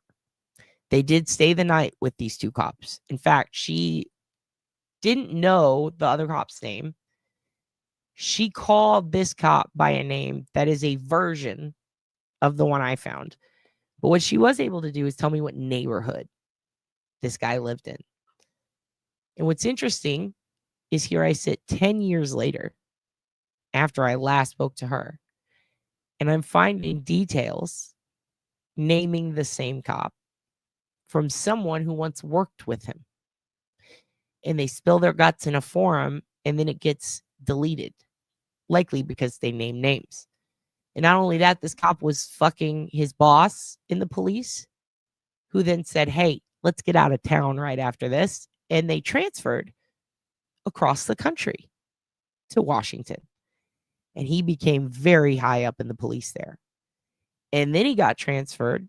By the way, his family stayed behind when he went to live there, which is weird. Apparently, he was fucking her too, the police commissioner or whatever, lieutenant, whoever his fucking boss was. We'll talk about her too. Oddly, this guy's also friends with Brian Albert. Interesting. He's friends with a lot of creepy cops. This cop arrested the Boston bomber. He was one of the cops who arrested the Boston bomber. He was a 9/11 hero. He's done a lot. One thing he hasn't done is ever been named or ever been confronted about Karina. In fact, the people who worked with him said, hey, he was never looked at seriously. They never interviewed him. And I said, well, that's weird. But what's even weirder is that the information from this other stranger online matched up with the shit I heard from a girl who knew Karina. Now, another girl who knew Karina confirmed the same shit, but didn't know where this cop lived. Now, when I looked up the officer, I think it is, when you know it, lives in the same neighborhood. In fact, found a lot of information on him. He is a good guy on paper. He could be a great guy. I don't want to fuck his shit up. So what do? Let me talk to Papa Sean. Papa Sean had great advice for me. And because of Papa Sean's advice, I'm going to be able to present this to you in a careful way. But I would also like to be able to get the information in the right hands. And Papa Sean can probably do that for me. A couple of people can. I'm sure Duty Ed can. You know who can't do that for me? The exact people I'm supposed to report it to. Why? Because they're his friends. They're friends with the guy. So how do you tip in something to someone's friends, to a department that has a history of hiding shit for their friends? You go to Papa Sean. Now, I don't know if he can. I'm thinking he can, but I talked to him about it a lot. I told him everything I know. He's going to talk to me more in the future about it. We're going to discuss this some more. There's a lot more to say. I barely hit the top of it. But I think that he is going to be able to help me navigate this in a way that could maybe help out our homie, Karina, who got cut in half. Hate that for her. Hate that for her. Don't like bisection at all. We are not bisectionals here. I'm sorry, that's a dad joke. I shouldn't have said that. The point is, thank you so much for saying that. This cop, he's a fucking hero on paper. Now, he's been everything. He's been police chief for a couple of places. He's invented programs for the FBI. What trips me out the most is a week after the murder, he gets transferred out of the youth gang violence task force. If you don't know what the Youth Gang Violence Initiative Task Force is, it morphed into something later. Something that a young lady named Sandra Birchmore was involved in. You know, cops that focus on kids? That's what he did. But about a week after Karina's murder, he transfers to homicide. Now that's when I get suspicious. This is weird. And then I spotted something. Very interesting. It was a quote in a newspaper who was reflecting back a year or two later after the murder on Karina's murder. And they said, hey, what are you guys doing to track down leads? What do you got? Who have you cleared? What was in that dumpster? Blah, blah, blah, blah, blah. And the officer said, we're working very hard to find out who did this. Blah, blah, blah. A lot of other Sunday school answers. Said officer blank, blank. And then I went, wow, that's the guy she dated. Wow. Why is the cop that dated her now working on her case? It's kind of weird. So then I dug more. I started looking into his history. I started to look into not necessarily a background check. I would never. But just a check of what this bro's up to. Because here's the thing about cops. They very rarely have anything besides a couple of DWIs. Maybe they beat their wives. That's usually what you see. Very interesting to see that the sewage company in Boston, right after her murder, said, hey, buddy, something's fucked up with your pipes. You owe us money.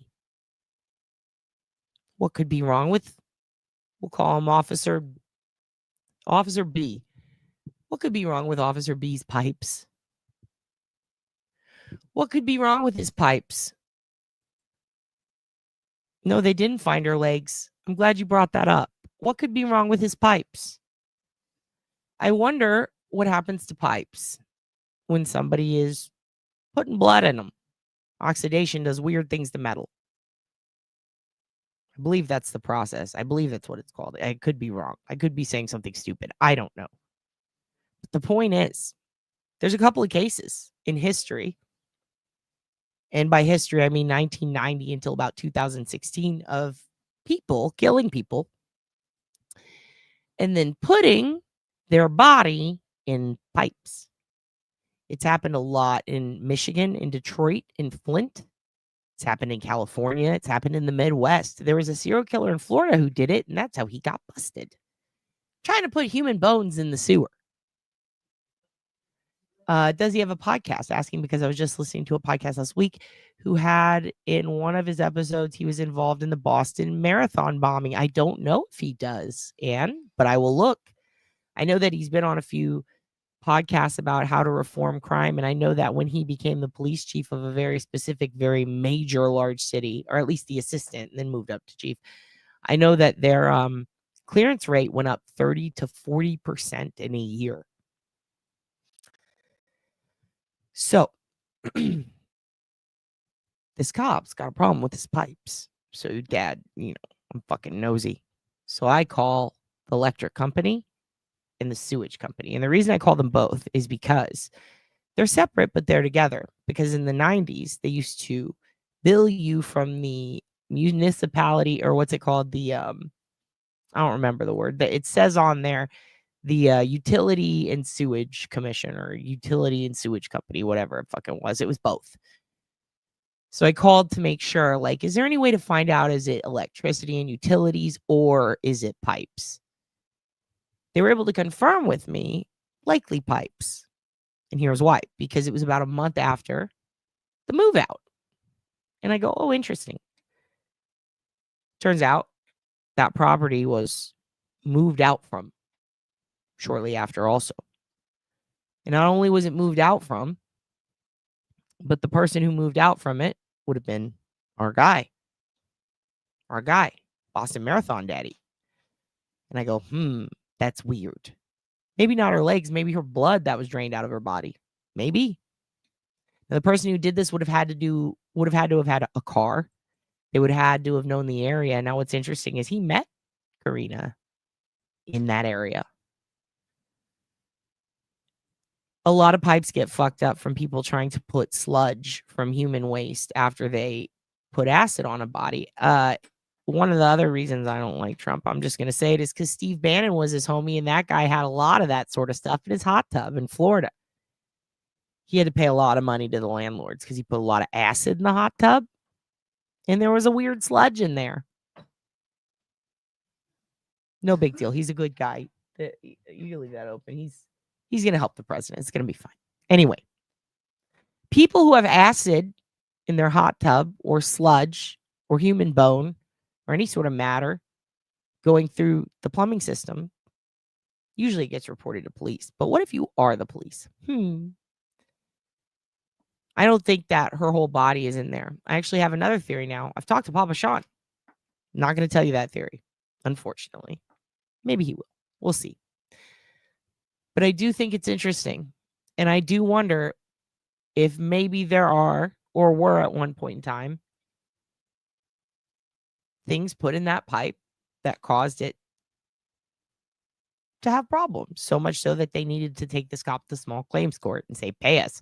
Oddly enough, it was all dismissed because he's a cop.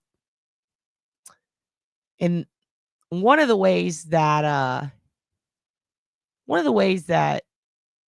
I can try to confirm as much as I can is by doing shit like this. Is it annoying? Yes. And yes, Flint's water is fucking terrible. No, I mean bathtubs. So here in Austin, if you look up Jennifer Cave, that was a case. Her and Laura and Colton Petoniak. That's a case where human matter was they tried to force it down pipes in a bathtub. People, when they try to dismember people, they usually do it in a bathtub. You would think human blood would just wash down, right? Sometimes little bits of body parts go down there. Sometimes if they're shot, human brain can go down there. Some people will just unclog the pipe and say, let's see if we can get as much down there as we can. And they don't expect other things to drain from the body that do. Sometimes when you cut up a body, other things try to go down and people go, well, I can get this down here. I mean, think about it. We look down at the tub sometimes, at least I do, and go, I bet my hairs will be fine. They're not going to clog the drain. But guess what? Human hair clogs the drain pretty bad. So imagine lots of things coming out of a body, fluids, hairs, things like that. Now, it could just be he took a big shit and he's totally innocent. That's what I hope.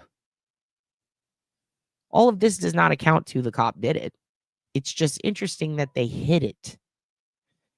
And I have that same mentality that a lot of us have when it comes to, yes, just like The Wire, and love where you're going with this.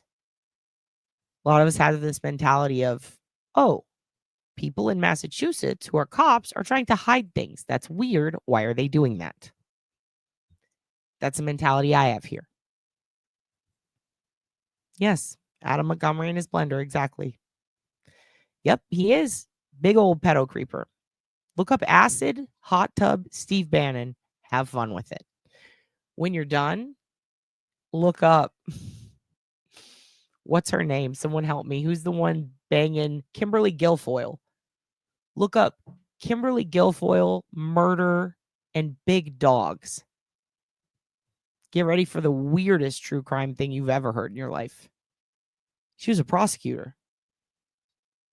She allowed, let's just say, 2 people got ate by dogs, and she was in on it. It's fucked up. It's really fucked up. Yeah, they're all pieces of shit. But you know what? Game recognized game. They're all pieces of shit. They're all going to hang out together. It's fine. I think, though, politics aside, I can get along with people who don't think the same thing as me. Even if some of it feels absurd, sometimes they just don't believe things that we believe. Like that things happened. They think, nah, surely not. Don't call me Shirley. But fine. I'm not here to fight about that. I wanted to talk to him about this case. And after I told him everything and then some, that's scratching the surface.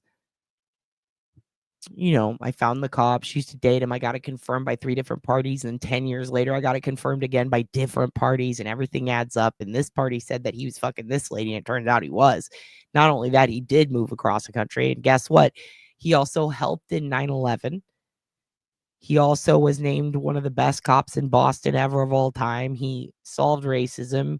He is the biggest feminist of all time. He might be Jesus. He did walk on water, and he also helped arrest the Boston bomber. But hey, he cheated on his wife with an au pair in the 90s, and then she ended up cut in half.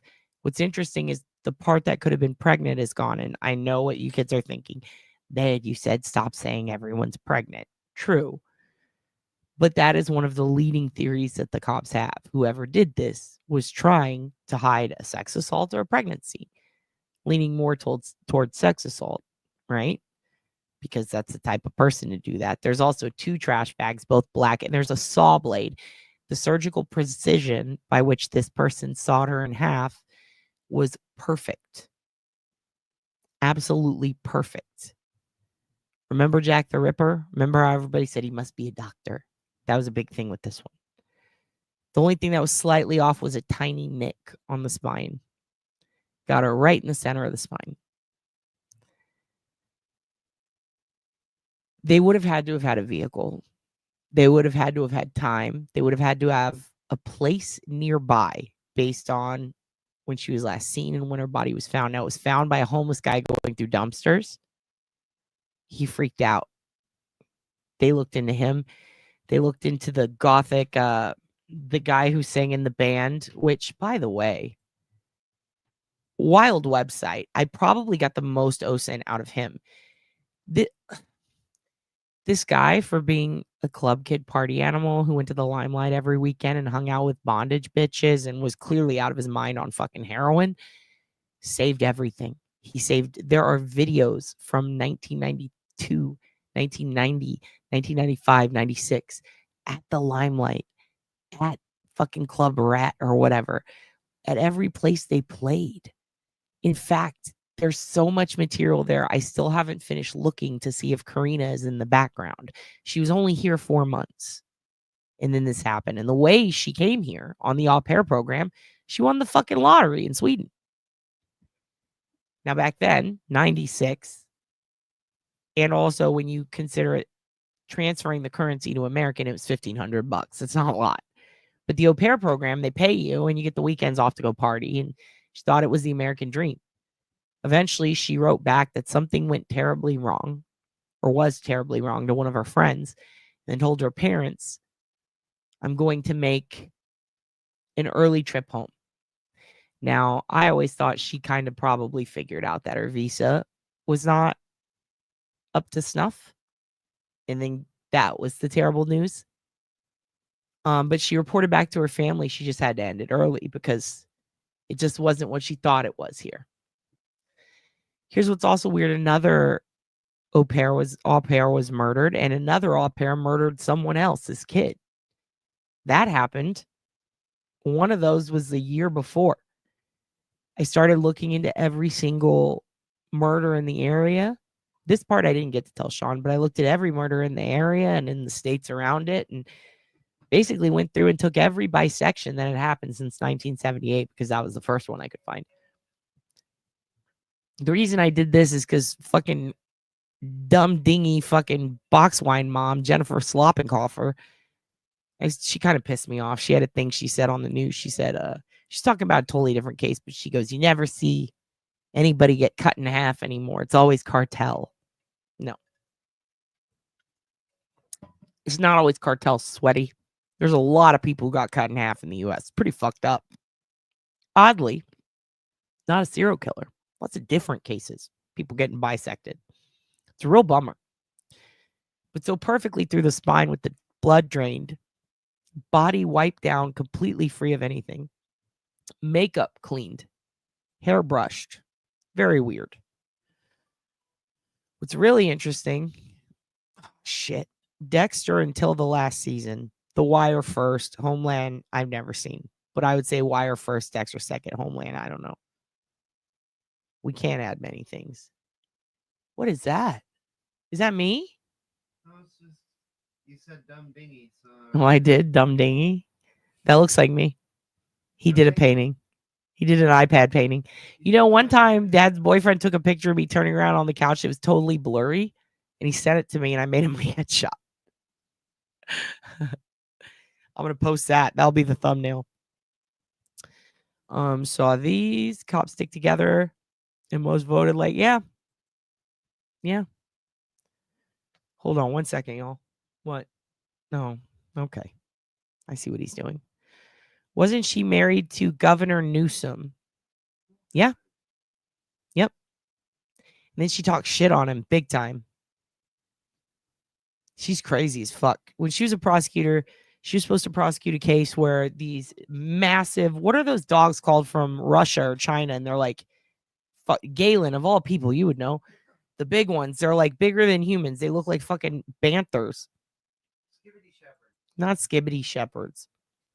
They're the ones that, there's always like a funny TikTok of like some dude in China fucking blowing it with the hair dryer thing. And it's just a massive, it looks like a fucking panther. Dude, please send me that, Claudia. By all means, send me that in an email so I can look at it. I'm very interested. Yeah. Claudia, I'm very interested. Do they know who did it? I'm sorry about that. If they don't know who did it, definitely. I mean, yeah, definitely. I want to know. Stop hogging the blankets. Yeah, everyone's pregnant now. So the thing is, back then they were worried about it. I don't think Brian Albert did it, but he was friends with that cop. In fact, that cop was fucking friends with a lot of the bad cops. The cop that I'm talking about is connected to the Sean Ellis case. His son is a cop. I would say there were loose connections to Birchmore via both program and other cops. He knows everybody in the Karen Reed. I mean, this guy, and he doesn't even live there anymore. I mean, this guy is a fucking local hero. Again, Boston Globe, who fucking hates the cops, said he was one of the best cops in all of Boston. Yeah, dude. Burn the Kool-Aid. He's like, I drink 2 of these a day. He drinks 2 gallons of fucking Kool-Aid a day. That's so crazy. And also pool baths. What the fuck? I thought that was genius. Everyone said that was gross. And I was like, whoops. I'm Mila Ashton that night. I was like, yeah, just take a bath in a pool. Bert's cool. Yeah, I mean, if you want to do a call-in, you could. If they haven't caught him yet, though, message me privately first. And here's why, because depending on where it is, I might be able to put you in touch with someone. Well, y'all, what's new, man? Fucking goths. Oh, yeah, so anyways, there's another guy. The apartment so the place where she went missing is, everything is a walk away. Like, she could walk from the loft to where she went to the club, walk down Boylston, that's where her body was found. What's interesting is the dumpster behind the place where her body was found. That apartment building, there was a guy who lived there. 2 years later, 3 years later, goes on a road trip across the United States, kills his fucking roommate. I believe cut him up. I don't really know. I need to look at, I'm still looking into that one. Everybody said it must be him. He wrote a book about it. Apparently, he was cleared. He couldn't have been chopping her up. I think he was fucking fighting the roommate so he could chop him up later. So there was that. And then the couple, a day after they find her body, the couple reports that could be our nanny on the news. They come in for questioning. A bunch of the other au pairs, they had 5 au pairs before her, all said, this guy's a fucking creep and a weirdo. I bet he did it. So they start looking real hard at them. They serve warrants. They fucking search all their houses. They're harassed for 30 years over this fucking case. Everything that the wife created art-wise after, and the husband, frankly, don't call me frankly, got criticized the way Victoria's art did. I think the big difference is Victoria Huerman was a child. These were adults. It was a bit weird to see some of the stuff that they put out, specifically a painting that seemed to insinuate bisecting a naked woman who looked like Karina. However, put that aside for a second. The day before she went missing, hold on, I'm going to read this in a second, Claudia. I want to give that attention, proper attention. So after I have it start, so I'll come back to it. Fuck. Oh, wait.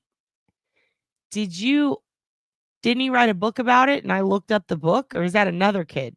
How many kids do I have with murdered fucking family? This is sad. Did he write a book on Amazon and I looked it up? I think so. Anyway, yeah, so the other thing that's weird is this couple, a day before she goes missing, the dad gets a permit, a dumping permit for waste. Kind of weird. Hasn't done that for years before and after, but he had to get it the day before. Now, the day after Karina's body is found, a fire got caught. They caught their dumpster caught on fire right in their house.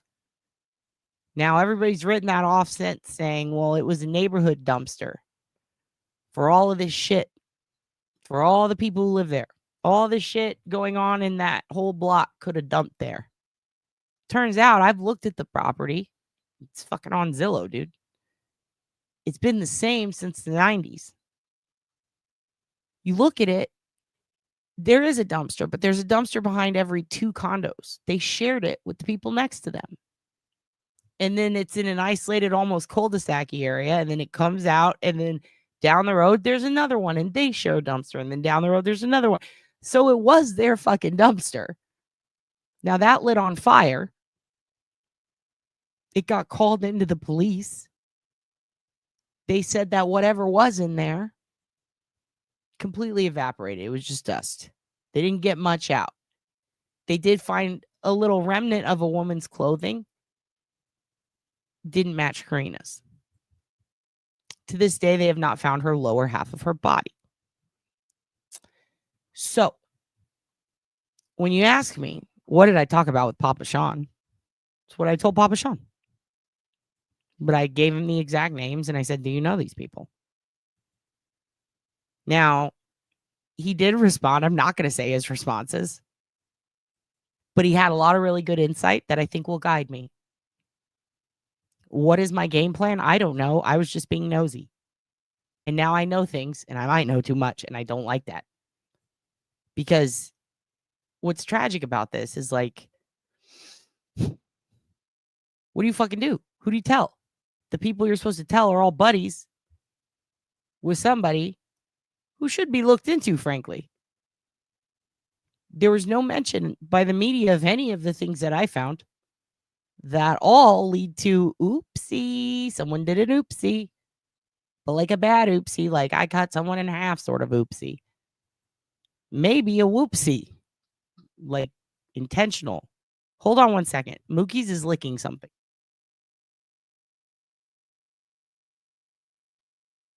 Anyway, I'm going to go get him a treat and we're going to rewatch Birdman so I can get him a snack. I'll be right back. You kids talk about this for a moment. Tell me what you think. Do you think we should talk about this cop? Or do you think Dad's going to end up with her head next to her on a bed? Let me know. Yeah, Julie Nagel. I knew a few places you was at. I could have pulled up, but I don't think that was gangster. I wanted to come look you in your face like a man and tell you how. The Breakfast Club is known as one of the most dangerous morning shows for a reason. From K. Michelle shutting down Angela Yee to Birdman doing a drive-by with his crew. Here are the top 7 most heated interviews that happened in the Breakfast Club. Gucci Mane. God, I want to watch this list. Let me tell you something. Mookie's, I just threw the ball. He's loving it. But he's got something. His little eye, he scratched it. It's hard to see, man. He's not doing well. I love your Breakfast Club background. You are a whore. And also, what do you think about Birdman? What do you think about Papa Sean? What do you think about this murder I have supposedly gotten myself into, maybe? You're What's going cracking a on? case. I love the Birdman reference because he I came in mean, there it's like what Birdman. happened. Yo, throw some motherfucking spat on my name.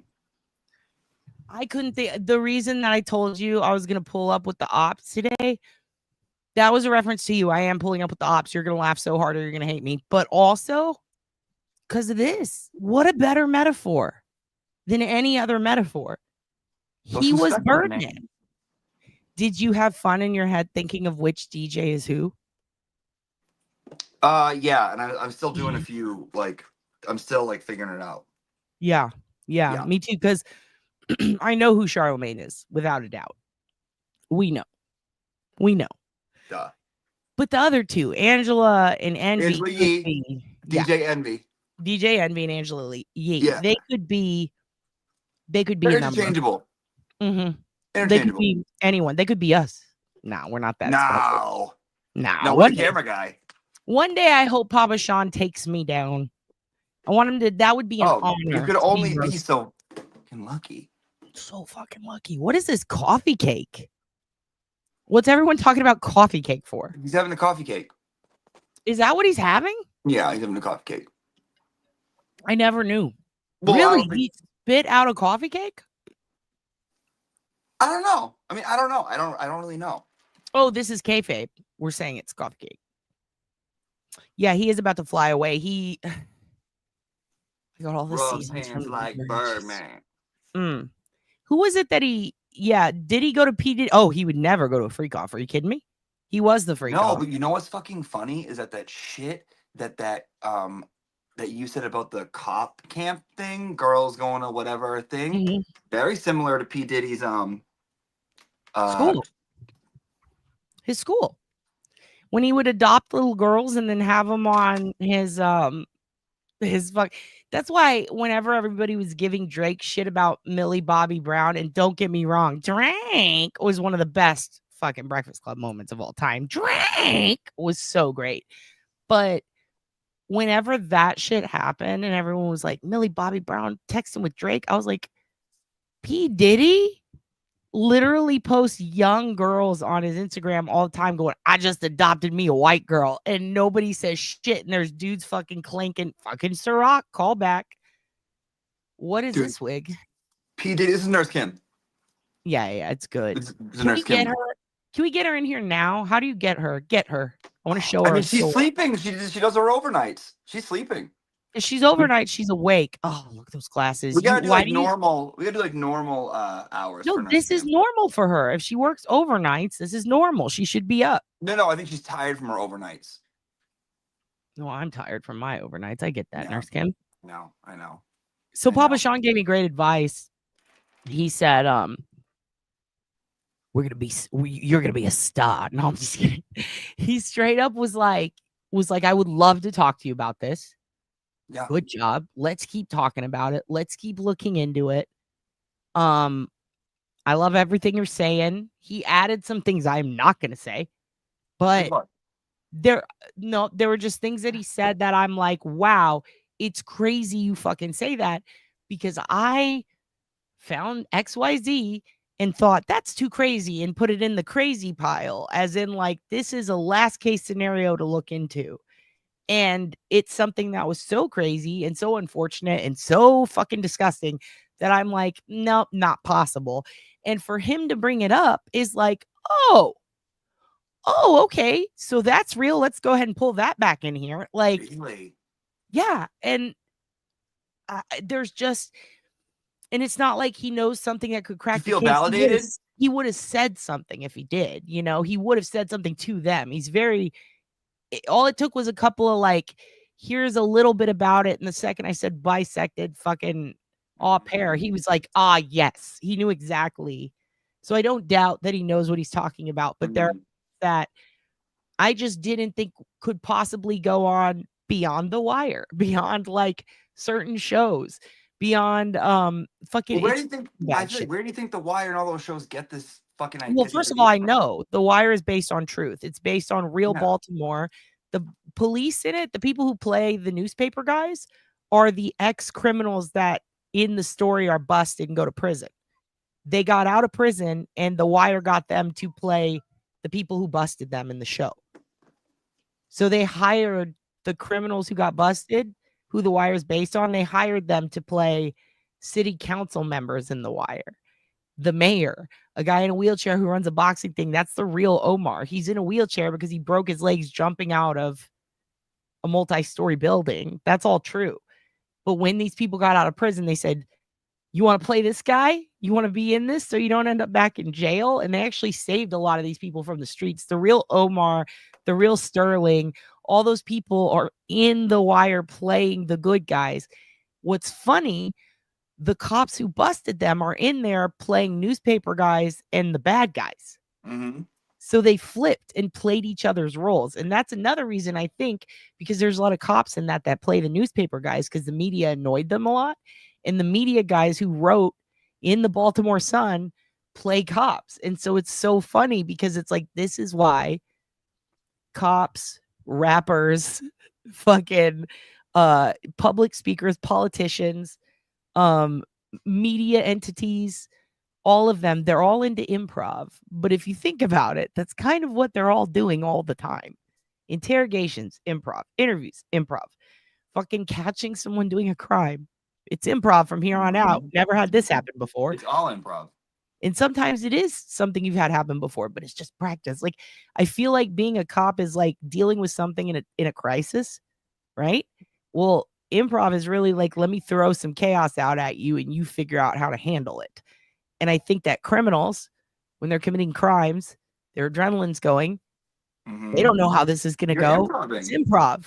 All these people are just, and this is why I hate improv, because all it does is cause problems. No, in all seriousness, I think it's very fascinating the amount of shit that goes on that's connected, because out of everything I would see, anything that had to do with this cop that I'm talking about, he's a hero. He's the best guy.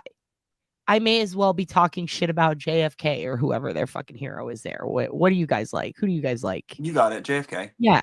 I mean, yeah, he fucked Marilyn Monroe into an early grave, but fine. He's our hero. We love him. He gave good speeches. It's like when people are like, don't talk shit about this leader. And it's like, well, they did beat their wife, but okay. Right. You know, like these are, but this is a guy who didn't even seem to do that. He just cheated on her. But wait a minute. It was in 96 with an au pair who turned up in half. What was it they said in Walk Hard? I've been halved, Dewey, with a machete. Like that's, but in this case, it was a buzzsaw. This is a problem. And we all know how they like their tools. They like their fucking snow blowers, their spur of the moment. Hey, I got a guy, like an apartment with shitty pipes, so much so that they fucking sue you because of a sewer issue. And it all lines up with this other case. What's weird is, so that apartment in West Roxbury is right by, if not the same building, where these cops, these other two cops would go in there and they would party. And they would party with these drug dealers who they were supposed to bust. And they did end up raiding them after going undercover, but then they kept the money. And there was like almost $100,000. It was like 30 or 70. I don't remember the exact number, $1,000 that these cops stole. And those cops ended up getting in trouble and going to prison, but they're the same cops who framed Sean Ellis. So that's crazy. But then also, the other cops who reported them, but also were stealing, but also like did a bunch of shady shit back then that ended up getting a lot of people in trouble who didn't do it. And cops who lied for each other to steal are also besties with Falwell and the Sandra Birchmore cops.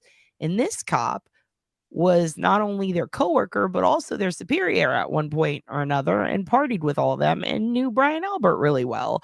And he was in pictures with him. And he also has stated that he is besties with Mark Wahlberg. And he also helped with the production of Boston's Finest. So it's all weird. Hi, Mookie. It's all connected. It's all weird. I mean, I don't by any means think that any of the people I named in any way killed this girl at all. No, but it is weird. It is weird that there is this history and culture of like, oh, he's a real good guy. And then you find out all the horrible things they did in the 90s. And it's like, is he? Yeah, good guy. Good man. He's a good guy. Great guy. Great guy. And like, it felt really good to hear someone who's ex-DEA and spent all those years as a cop go, yeah, these people are fucking, some of them are pieces of shit. And yeah, they do, like, he's like dozens of Validated you, problems. bitch ass. Yeah, but like, he could get, like, I don't think people understand, like, even though he lives in Florida, like, he's got homies, you know. I spent 15 years as a comedian. I'm not going to just quit one day and then go tell everybody shit. That's mean. But like, if it's somebody who like raped someone, I'm going to say something when they did it. You know what I mean? Yep. If it's somebody who did, and also I'm going to make sure the victim's okay with it, you know? And there are people who exploit that shit. Sean never did that, you know? And he's also willing to go against the people who are doing things wrong, even if it costs him his homies. Like, he made that very clear to me. And I think that's fucking cool. Like, when you get a cop who's willing to fight for you. Here's another thing that sucks, though, is that cop fucking marched with the protesters during the George Floyd thing. He's like, I stand up for you guys. He's like the only cop who like tries to end racism, like with programs. And I'm like, it feels a little showy. Like, yep. It feels a little bit like a show, but also I feel so guilty because if he didn't do anything, he is a hero. Like, goddamn. Well, you probably hate him because of, anyway, it doesn't matter. It's weird. It's weird to see like the best guy, like he arrested the Boston bomber. You know my thoughts on that. I know, I told you. Yeah, he's not a name you would recognize. He's not a name you would recognize. And it's weird because he should be. But like, I think that I've told you enough to where you can maybe find him. What's interesting is seeing multiple different people name him as being the boyfriend on different forums a decade apart. You know, and then having specific details that weren't out when the post was made and now are out. And it all lines up perfectly. And then telling Papa Sean and him not even fucking flinching, like, yep, probably. Like, he just, god damn, dude. You know I'm following about half of this, right? Yeah, what are you doing tonight? Watching you. Oh. Waiting to get confronted. Okay, let's get confronted. You want to get confronted? Yep. This is, hold on, let me scroll all the way down because I'm so far behind. Kids, hold on. Let me pull open. Leave that. I need some wind if I'm going to confront this cunt. Confront. I'm about to confront you. Okay, where is it? Now, this is from one of the kids, and I'm not going to say who, but you need to know I have ops on the streets, dude. Okay. Ops on the streets. Let me just pull this up right here. Sorry, I watched this 50 times, so it's already been clicked. It's hard to find the exact one. God damn it. Well, hold on one second. God damn it. Where is it? Oh, I moved it to a special folder. Here's what I'm going to do. I'm going to just leave you up for a second. I'm going to fucking dip out while I find this and you entertain. You know what you could do? You can tell them how much you love your fucking wrench. How about that? Talk about that. That'll be a good lead-in. All right, fine. I'm waiting. Waiting. What's up, guys? Fupa SmackDown, Boston Bomber. Blah, blah, blah, blah, blah. Okay, got it. I'm just gonna wait. To get confronted. What's up with you guys? How's everyone doing? How's everyone's night? Everyone having a good night? Everyone having a good, nice night? You guys having a good time? Good. Me too. Me fucking too. All right. I wonder what she's gonna confront me with. What could it be? Something of my past? Something that I've said? I don't think so. Something I've done? Turd, that's a good point. I might wipe you out. I could just wipe you out, although I don't have the power right now. I did not come in with that power. I wanted to come in with different kind of power. Guest power. Okay. Let's go ahead and pull this up. So one of the kids hit me up this week. And they asked me, is this person throwing shade at your auntie? And I said, this is interesting.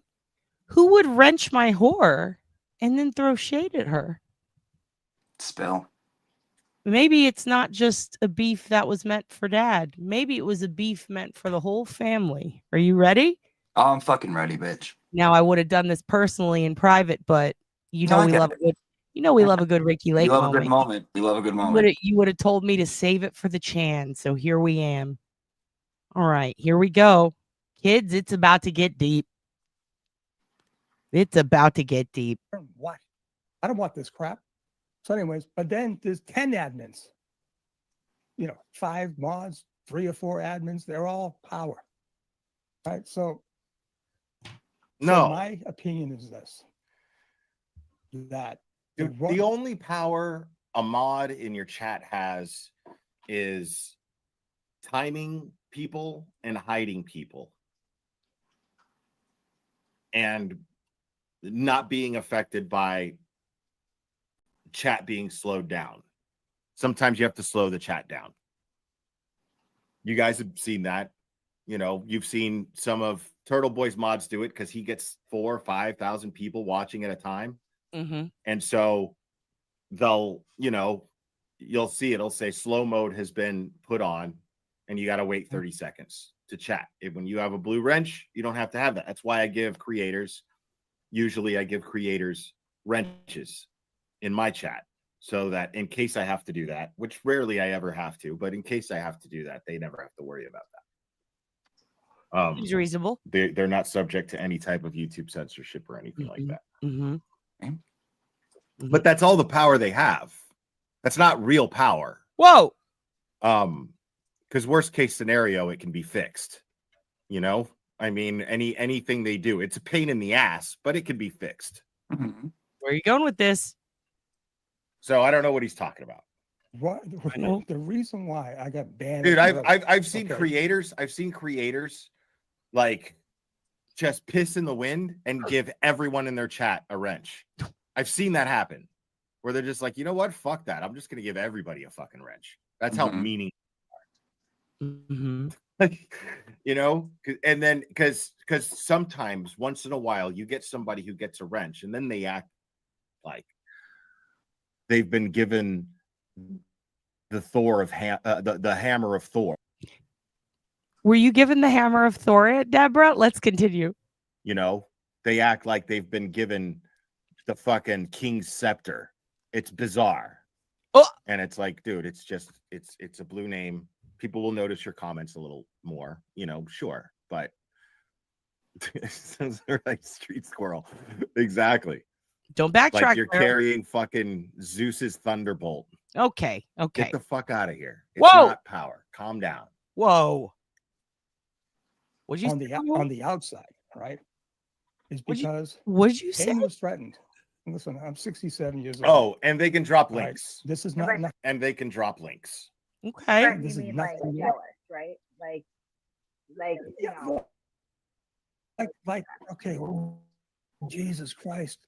Right? I gotta tell you. Listen, he'll try to cop an order on you for literally. Not only is your boy coming at Papa Sean.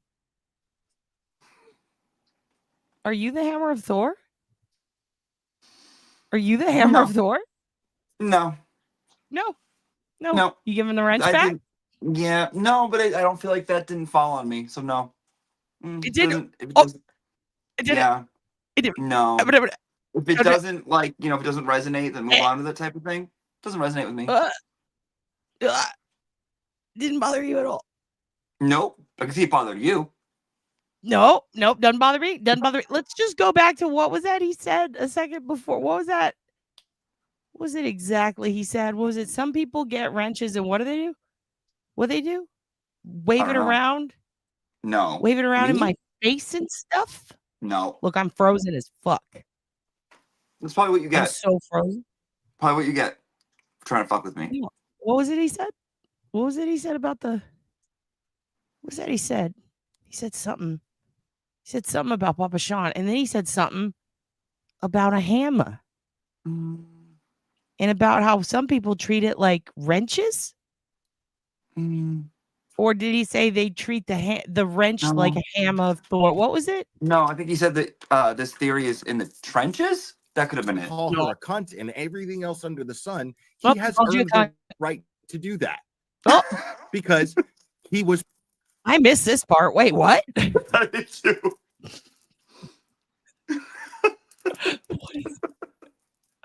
Can we actually go back a little? What happened? I forgot the Thor thing. What is this? Who's a cunt? Oh, that's our word. Did you just He's not allowed to use our given word. name? Is he talking about me? Am I the cunt? Now that might resonate with me right there. That might have resonated. Yeah, that would. Dude.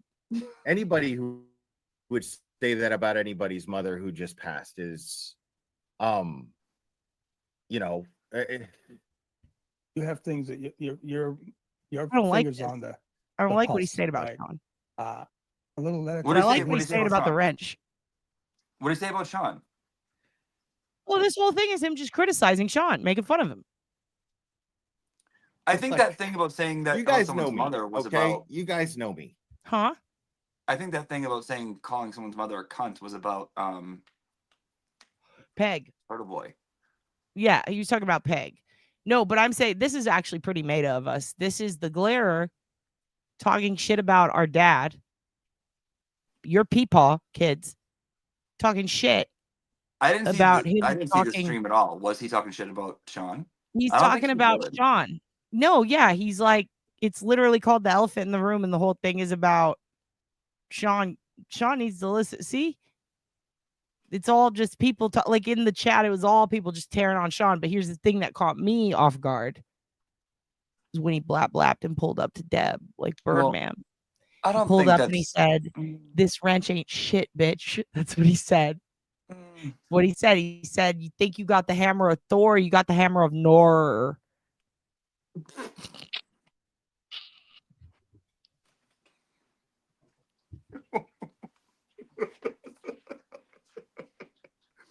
You think you got the hammer of Thor? You got the hammer of Nori. Auntie Thor, Auntie Nor. I don't let anyone outside of myself define what my wrench means. Don't define it, defy it. Is that what Yeah. you're saying?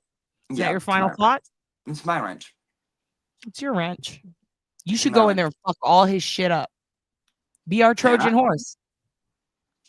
Well, he said you could just drop links, but he said that you could fuck shit up and he could clean it up. And he said he was saying like mods, right? You're a mod life. This is what it's like. It's just pulling up in the street. You don't know anything about mod life. Bitch, I am mod life. What do you know about mod life? Dude, fucking When riding you been around on modding the Vespas. streets? Dude, I mod for Vinny. I mod for fucking. You do? Yeah, sure. I mod for like 40 people, dude. Name them. No, I won't. No. Why not? No, I fucking mod. Adam, make me a mod. Are you still here? Someone make me a mod. Listen, I'm a mod, okay? Mod life. It's You're actually banned from my chat. Am I still? I don't know, probably. The goal is to get banned. I'm going on Papa Sean's show and I'm confronting him about how we need to arrest you. Can we go to Aunt Deb's house? Can we go to Aunt Deb's house and arrest him? He doesn't even know. He doesn't know which homo I am. He does know which homo you are. He loves you. He fucking loves you. I thought he said, which gay is that? He did not. He did not. You're a piece of shit. Which letter of the alphabet You're is that? trying to get a fucking wrench between me and Papa Sean. Don't think I'm going to let this happen. Don't think I'm going to let this happen. Fuck, no, he didn't. He said, who's this respectable young queer? Aunt Deborah. He said, what's a moose flute? I've heard of this. Is it like a moose knuckle? We talk so much. We He's talk like, my wife, so... she got great mileage. She got great moose knuckles.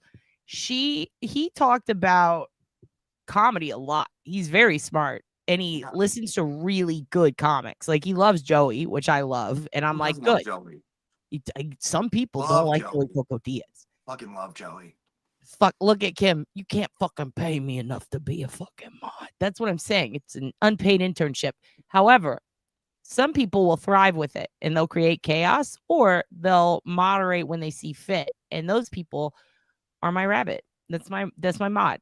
Rabbit's here when she can be. I don't bother her. She just comes in, does what she wants, and leaves. And I never have a problem with it. Now, fucking Deborah, this whore can't even fucking choose upright. Look at who she's going with. Look who she's going with, the Glazer. Fucking glazing your back when I'm at home. What's going on here? She doesn't respect the wrench. Why are you taking it?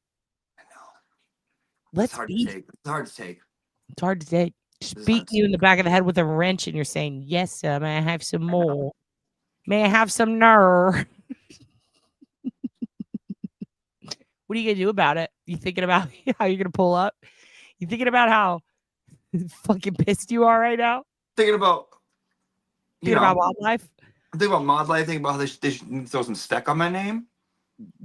Thank you. That's what I said. I'll At first, treat I said I'm gonna two of them. treat. I said, look, I can pull up, blap blap, and defend my hoe. And then I started to, and I realized there's no live chat. Why not? And then I went, oh, because this was the other day. So I didn't do it, but I did watch it.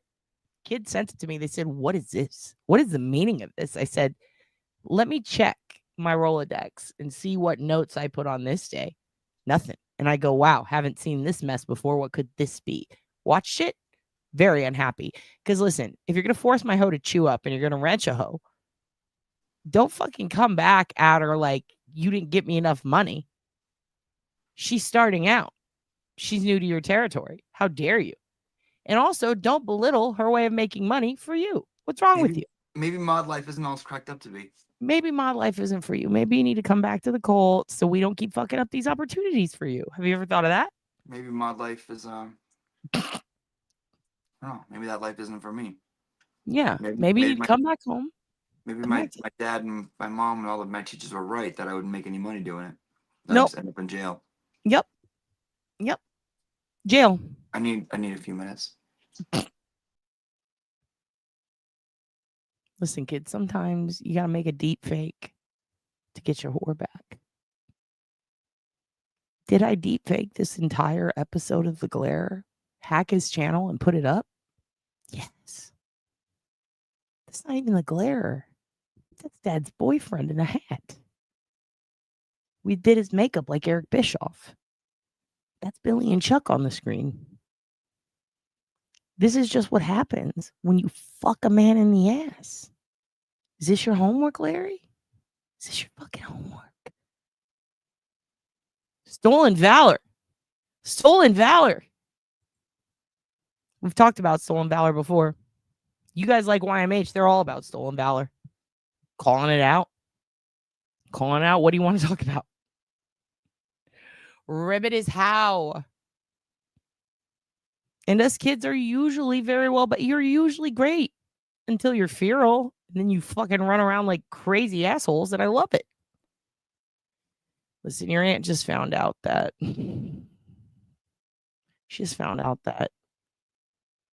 she thought it was a respectable job, but it's actually door-to-door magazine sales.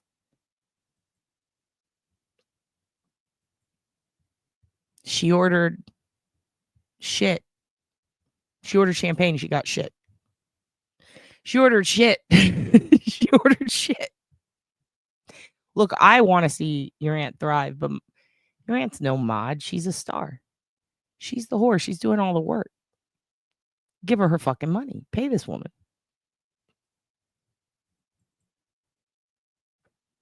She's not getting paid. Let's shove that Starbucks gift card down his glazed throat. Jesus Christ, JB. I love you. You're a good kid. You're just like your dad. She has the wrench, but no power. She didn't know that. She was so excited. And you know, I feel really bad for her. I didn't want to tell her that this fucking fool is out here hammer thoring these bitches and then saying it's not a hammer thor. How dare you? If this doesn't get us a beef, I don't fucking know what will. If we can't get beef here, we're not going to get beef anywhere. Gay for pay. Exactly. You know, that's what this cult is all about, being gay for pay. We need to find a good marketing angle. If we're not going to sexualize each other, if we're not going to exploit each other, if we're not going to brand each other, if we're not going to come out with some sort of literature, if we're not doing a multi-level marketing scheme, then what are we fucking doing here? We're gay for pay. Okay? We're here to jam up from the clam up. You feel me? Midi-chlorian jeans, jeans, jeans. Shout outs to YMH. Keep them high and tight.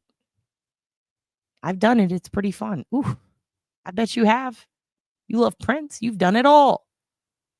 Dad Bob, you just made me pop a cyst on your ovary or on your face. Show it to me.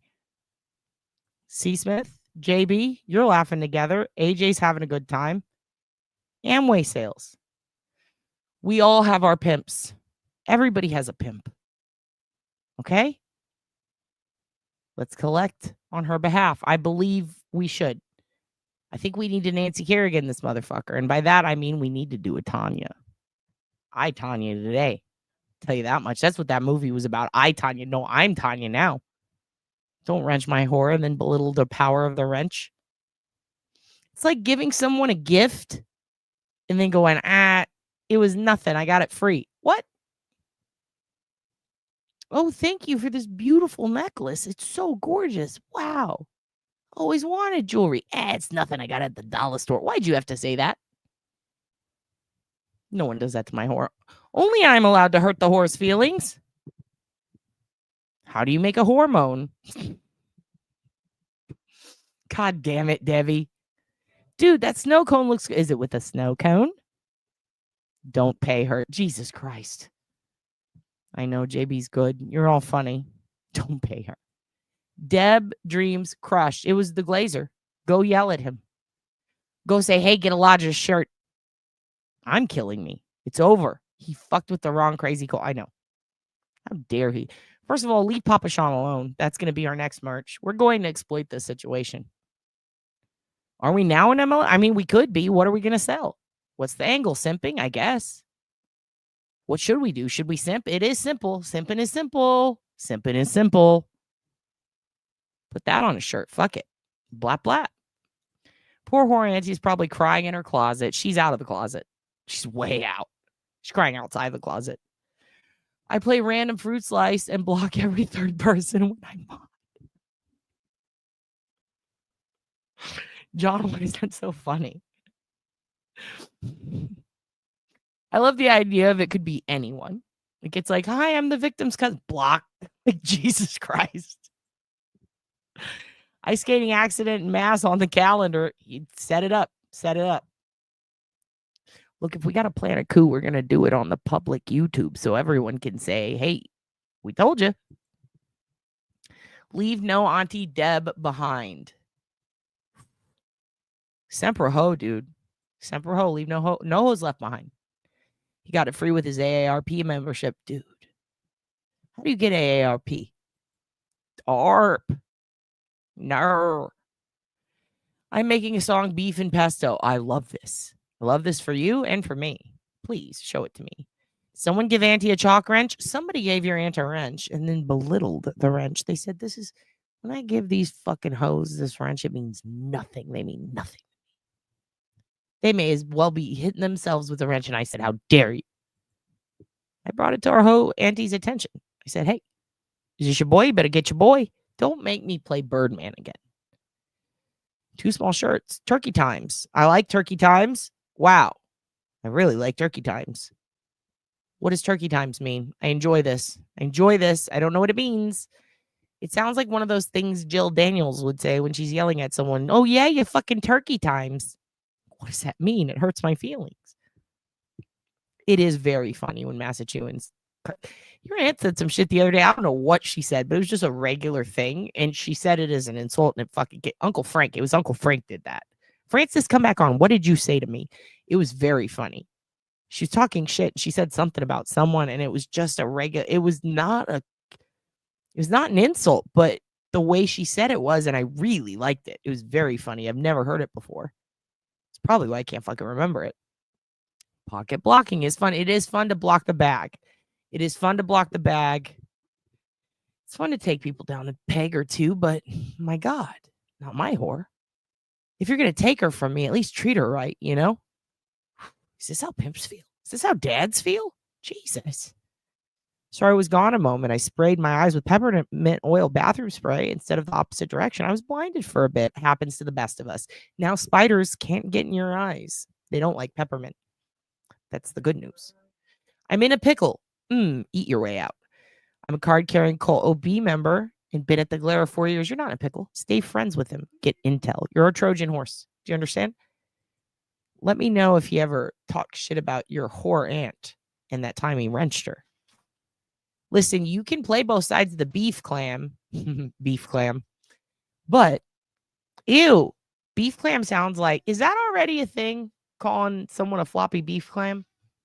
Dude, I'm taking it. I'm going to use that. Beef clam. I like that. Anyway, you be part of the beef clam.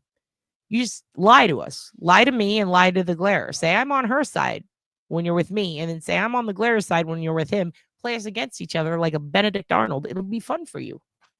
I won't get mad. I think it's funny. Also, do we need to get cards? Is that what you're saying? Because you said you're a card-carrying Cult OB member, and I don't know if that's sarcasm, because if you want me to get cards, I will get cards. That boyfriend has a Stone Cold Steve Austin ID that he has pulled out at the airport. I'm not afraid to get cards. Deb needs a bigger closet for all those wigs and clothes. I know she'll never come out then. Turd's going to drop a whole Glazer album overnight. Please do. Dad needs a diss track. If he's not going to acknowledge the beef, we're going to have to turn the beef meter up. Let the kids sick him by all means, kids. Go to his house. Let him know we will not stand. Don't go to his fucking house unless you know where he lives, and go and be like, why'd you beef French the aunt? Be careful, Cherry. Might go nuclear. That's her. Yeah, don't you do it. Turkey timers. You fucking 2-timing turkey timers. What are you doing? Dustpan ass bitch. That's what it was. Fucking Uncle Frank said dustpan lady. Or dustpan, but god damn it. I said, what's that? Type of person. What'd she say? You sweep them up like dust, or it looks like they've been sweeping dust and it's in their hair. It was so fucking mean. God, dustpan ass bitch. I was thinking homely. She went with dustpan ass bitch. That's so funny.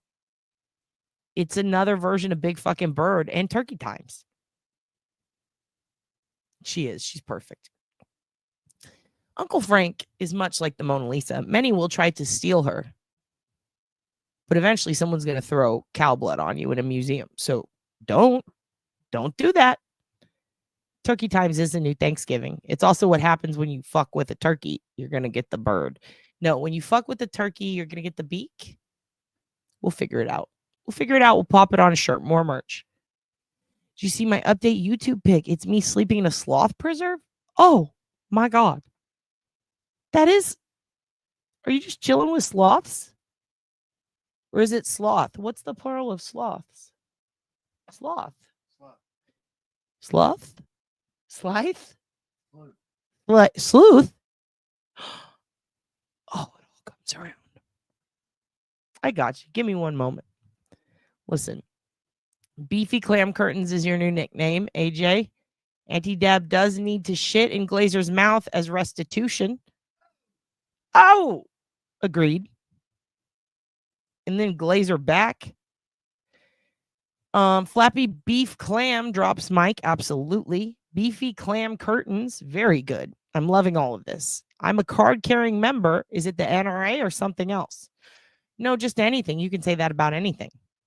I have a Kiss Army ID. No big deal. Got to get it out of a box, but I'll prove it.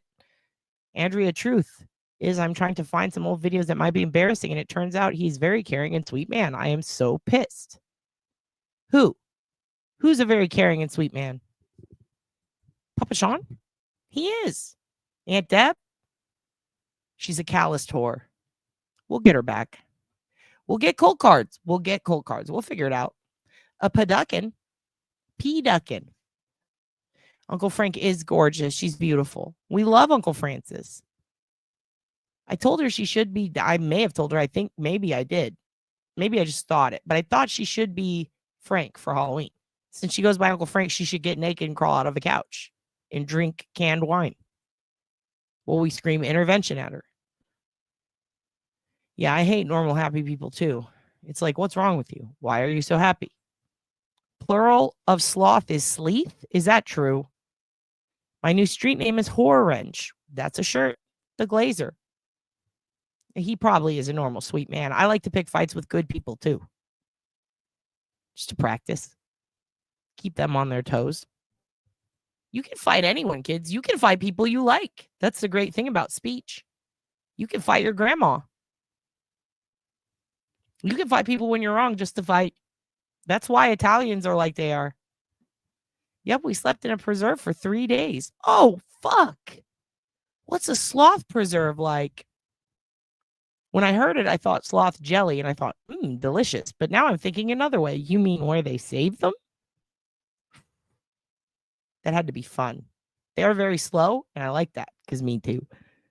Uncle Frank is a hotsy-totsy. Kids, why don't you fuck your uncle?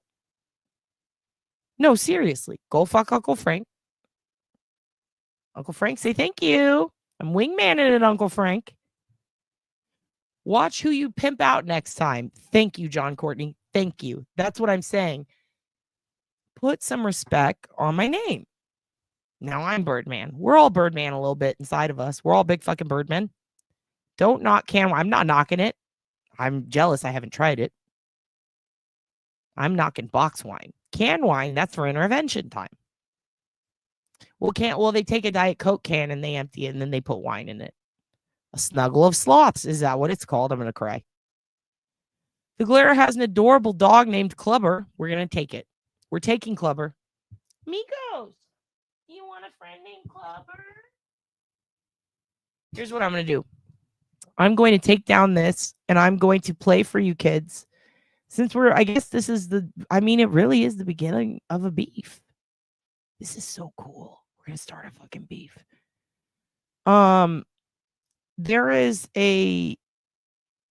This is pretty good. Well, I was going to show you a video called Canton's Curious History tonight anyway. Tip it? Okay. But I think in light of what we're going through as a cult, and we're trying to show Aunt Deb the light, while I try to wrestle the Hugin and get him over here to say hi to you guys, collective noun truths, I like this. I'm going to go wrestle the Hugin, try to get him over here. Try to get him to give you kids a hello. Say hi to Galen, Auntie Gail. And all you kids, really. I'm going to play something for you that goes with the theme of tonight's show. It's called The Ricki Lake Show. Wake up, girl. You're obsessed with him, and he's never going to want you. I hope Aunt Deb is still watching. Let's go ahead and play this, and Dad will be right back, okay? Now's the time to go take your shits and to make. If you need to make, now's the time. Here we go.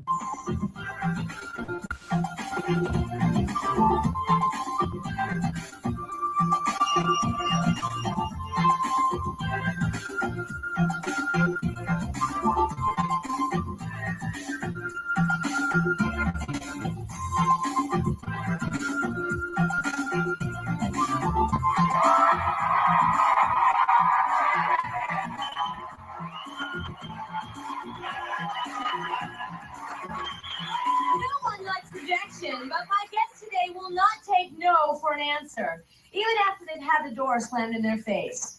All of my guests today say they can change that no into a yes through patience and persistence. Their friends all want them to wake up, let go, and get on with their lives. Meet Robin and her friend Carrie. Robin says that Carrie has been obsessed with a man she's never even met. She says he makes it clear that he does not want anything to do with her. Carrie admits that she's obsessed. She is even jealous of her friend Susan for talking to him on the phone. Now, Susan's waiting backstage, and we'll hear from her in a moment. But first, Robin, tell me what you see going on. This girl is the most obsessed person I have ever met in my life. She will page him, put in my phone number, call me up. He calls you, talk to him, get him over your house. I want to see him. She's seen him one time in a car driving by her. One time. One. Never again. So you've never met this guy in person? No. So what is it about this person? She loves his voice. You love his voice. Something like that. We talk. we've been talking for about a year.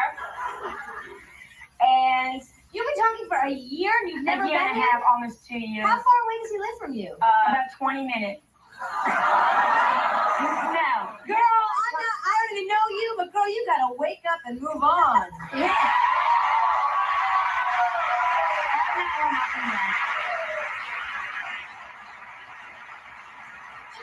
Carrie, come on.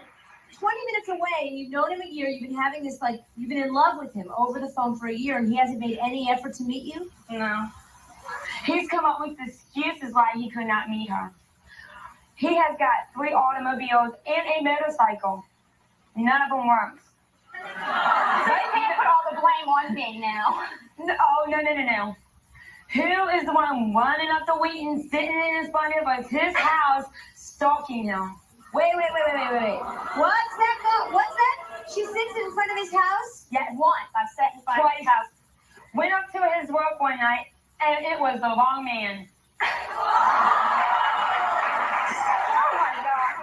So how many hours are we talking about that you sat in front of his house? We sat in front of his house for about 2 or 3 hours. In the morning, right early morning. Whoa. So wait, what about, so you're obsessed with him, but do you date other people? No. I have tried since I've heard about this guy to set her up with people. She will make up the stupidest excuses why she could not go out.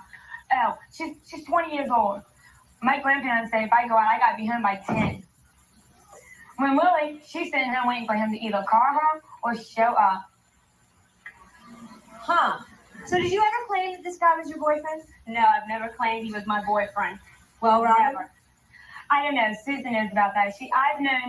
I've heard of Dave since around November of last year. Susan's just heard about him this year. All right, now Susan's this woman that you're friends with who has a phone conversation with him too, and you're jealous. From my house.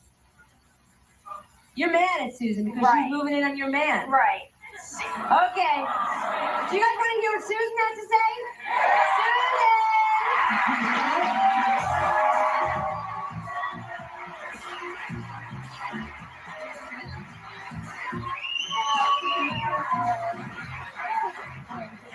Susan, how dare you? That's her phone boyfriend, and you're moving in on him.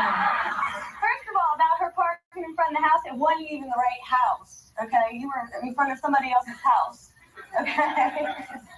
Second, okay, it's a long story. It goes back to Robin tried to hook me up with this guy Bryce. Karen messed around with him before I did. So when I started going out with Bryce, I didn't know about her and Bryce. So then me and Bryce start going out, and she's all of a sudden Dave this, Dave that. She said Dave was her boyfriend, and I don't believe anything this bitch says. Am I the only one here who's sitting here going, bitch, no one cares about your fucking spring break? I can't follow her story. The second any of my friends start talking to me like this bitch is talking to me, I shut down mentally. I go, I can't. You're begatting me. That's what I call it. It's when you begat someone. It's a biblical thing.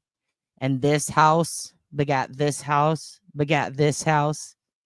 When you have to list levels, when you have to play, what is it, a degree? If you have to Kevin Bacon someone, I'm 3 degrees to this man I fucked. Your story's too much. It's too much. And you're lying. It's way too much. Like 4 levels at most. A guy who knew my cousin who knew this guy. Fine. This is too much.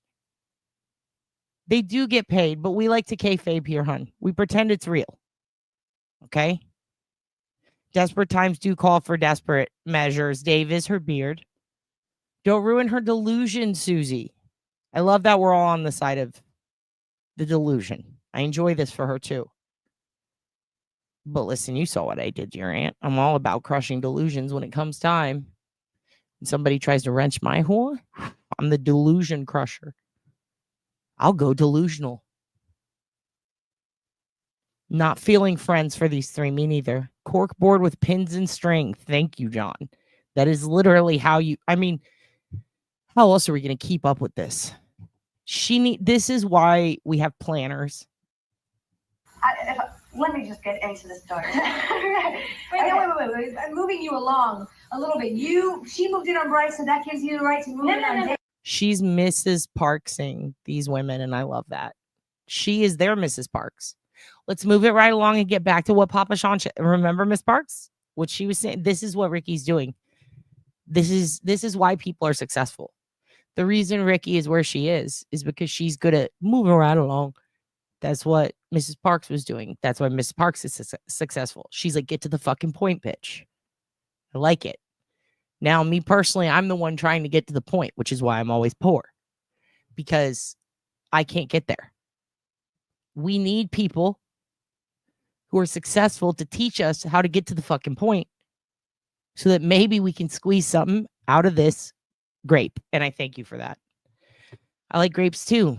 I don't like the purple ones. I like the green ones. What's your favorite color of grape? Gay for pay is what this cult is all about. It is like watching The Price is Right. It makes me think of Price is Wrong, bitch, which is very funny. Puppa, get off my property. Mom said, you make my ass tired. This. Mama said. She met Bryce first, and they had like a one-night stand type thing. And how nice. What I let the cat out of the bag. And Robin. the lady in the middle, Robin, is that her name? She looks like Richard Allen's wife, Kathy. Instagram. Now, this is no shade. This isn't me being rude. I don't think it's inappropriate. She does kind of look like Kathy. It's very interesting. Well, bitch, that she is. Robin is the one that got me talking to Dave. Okay, so it's all on. What is it about this guy Dave? He must get good food, Can I just huh? show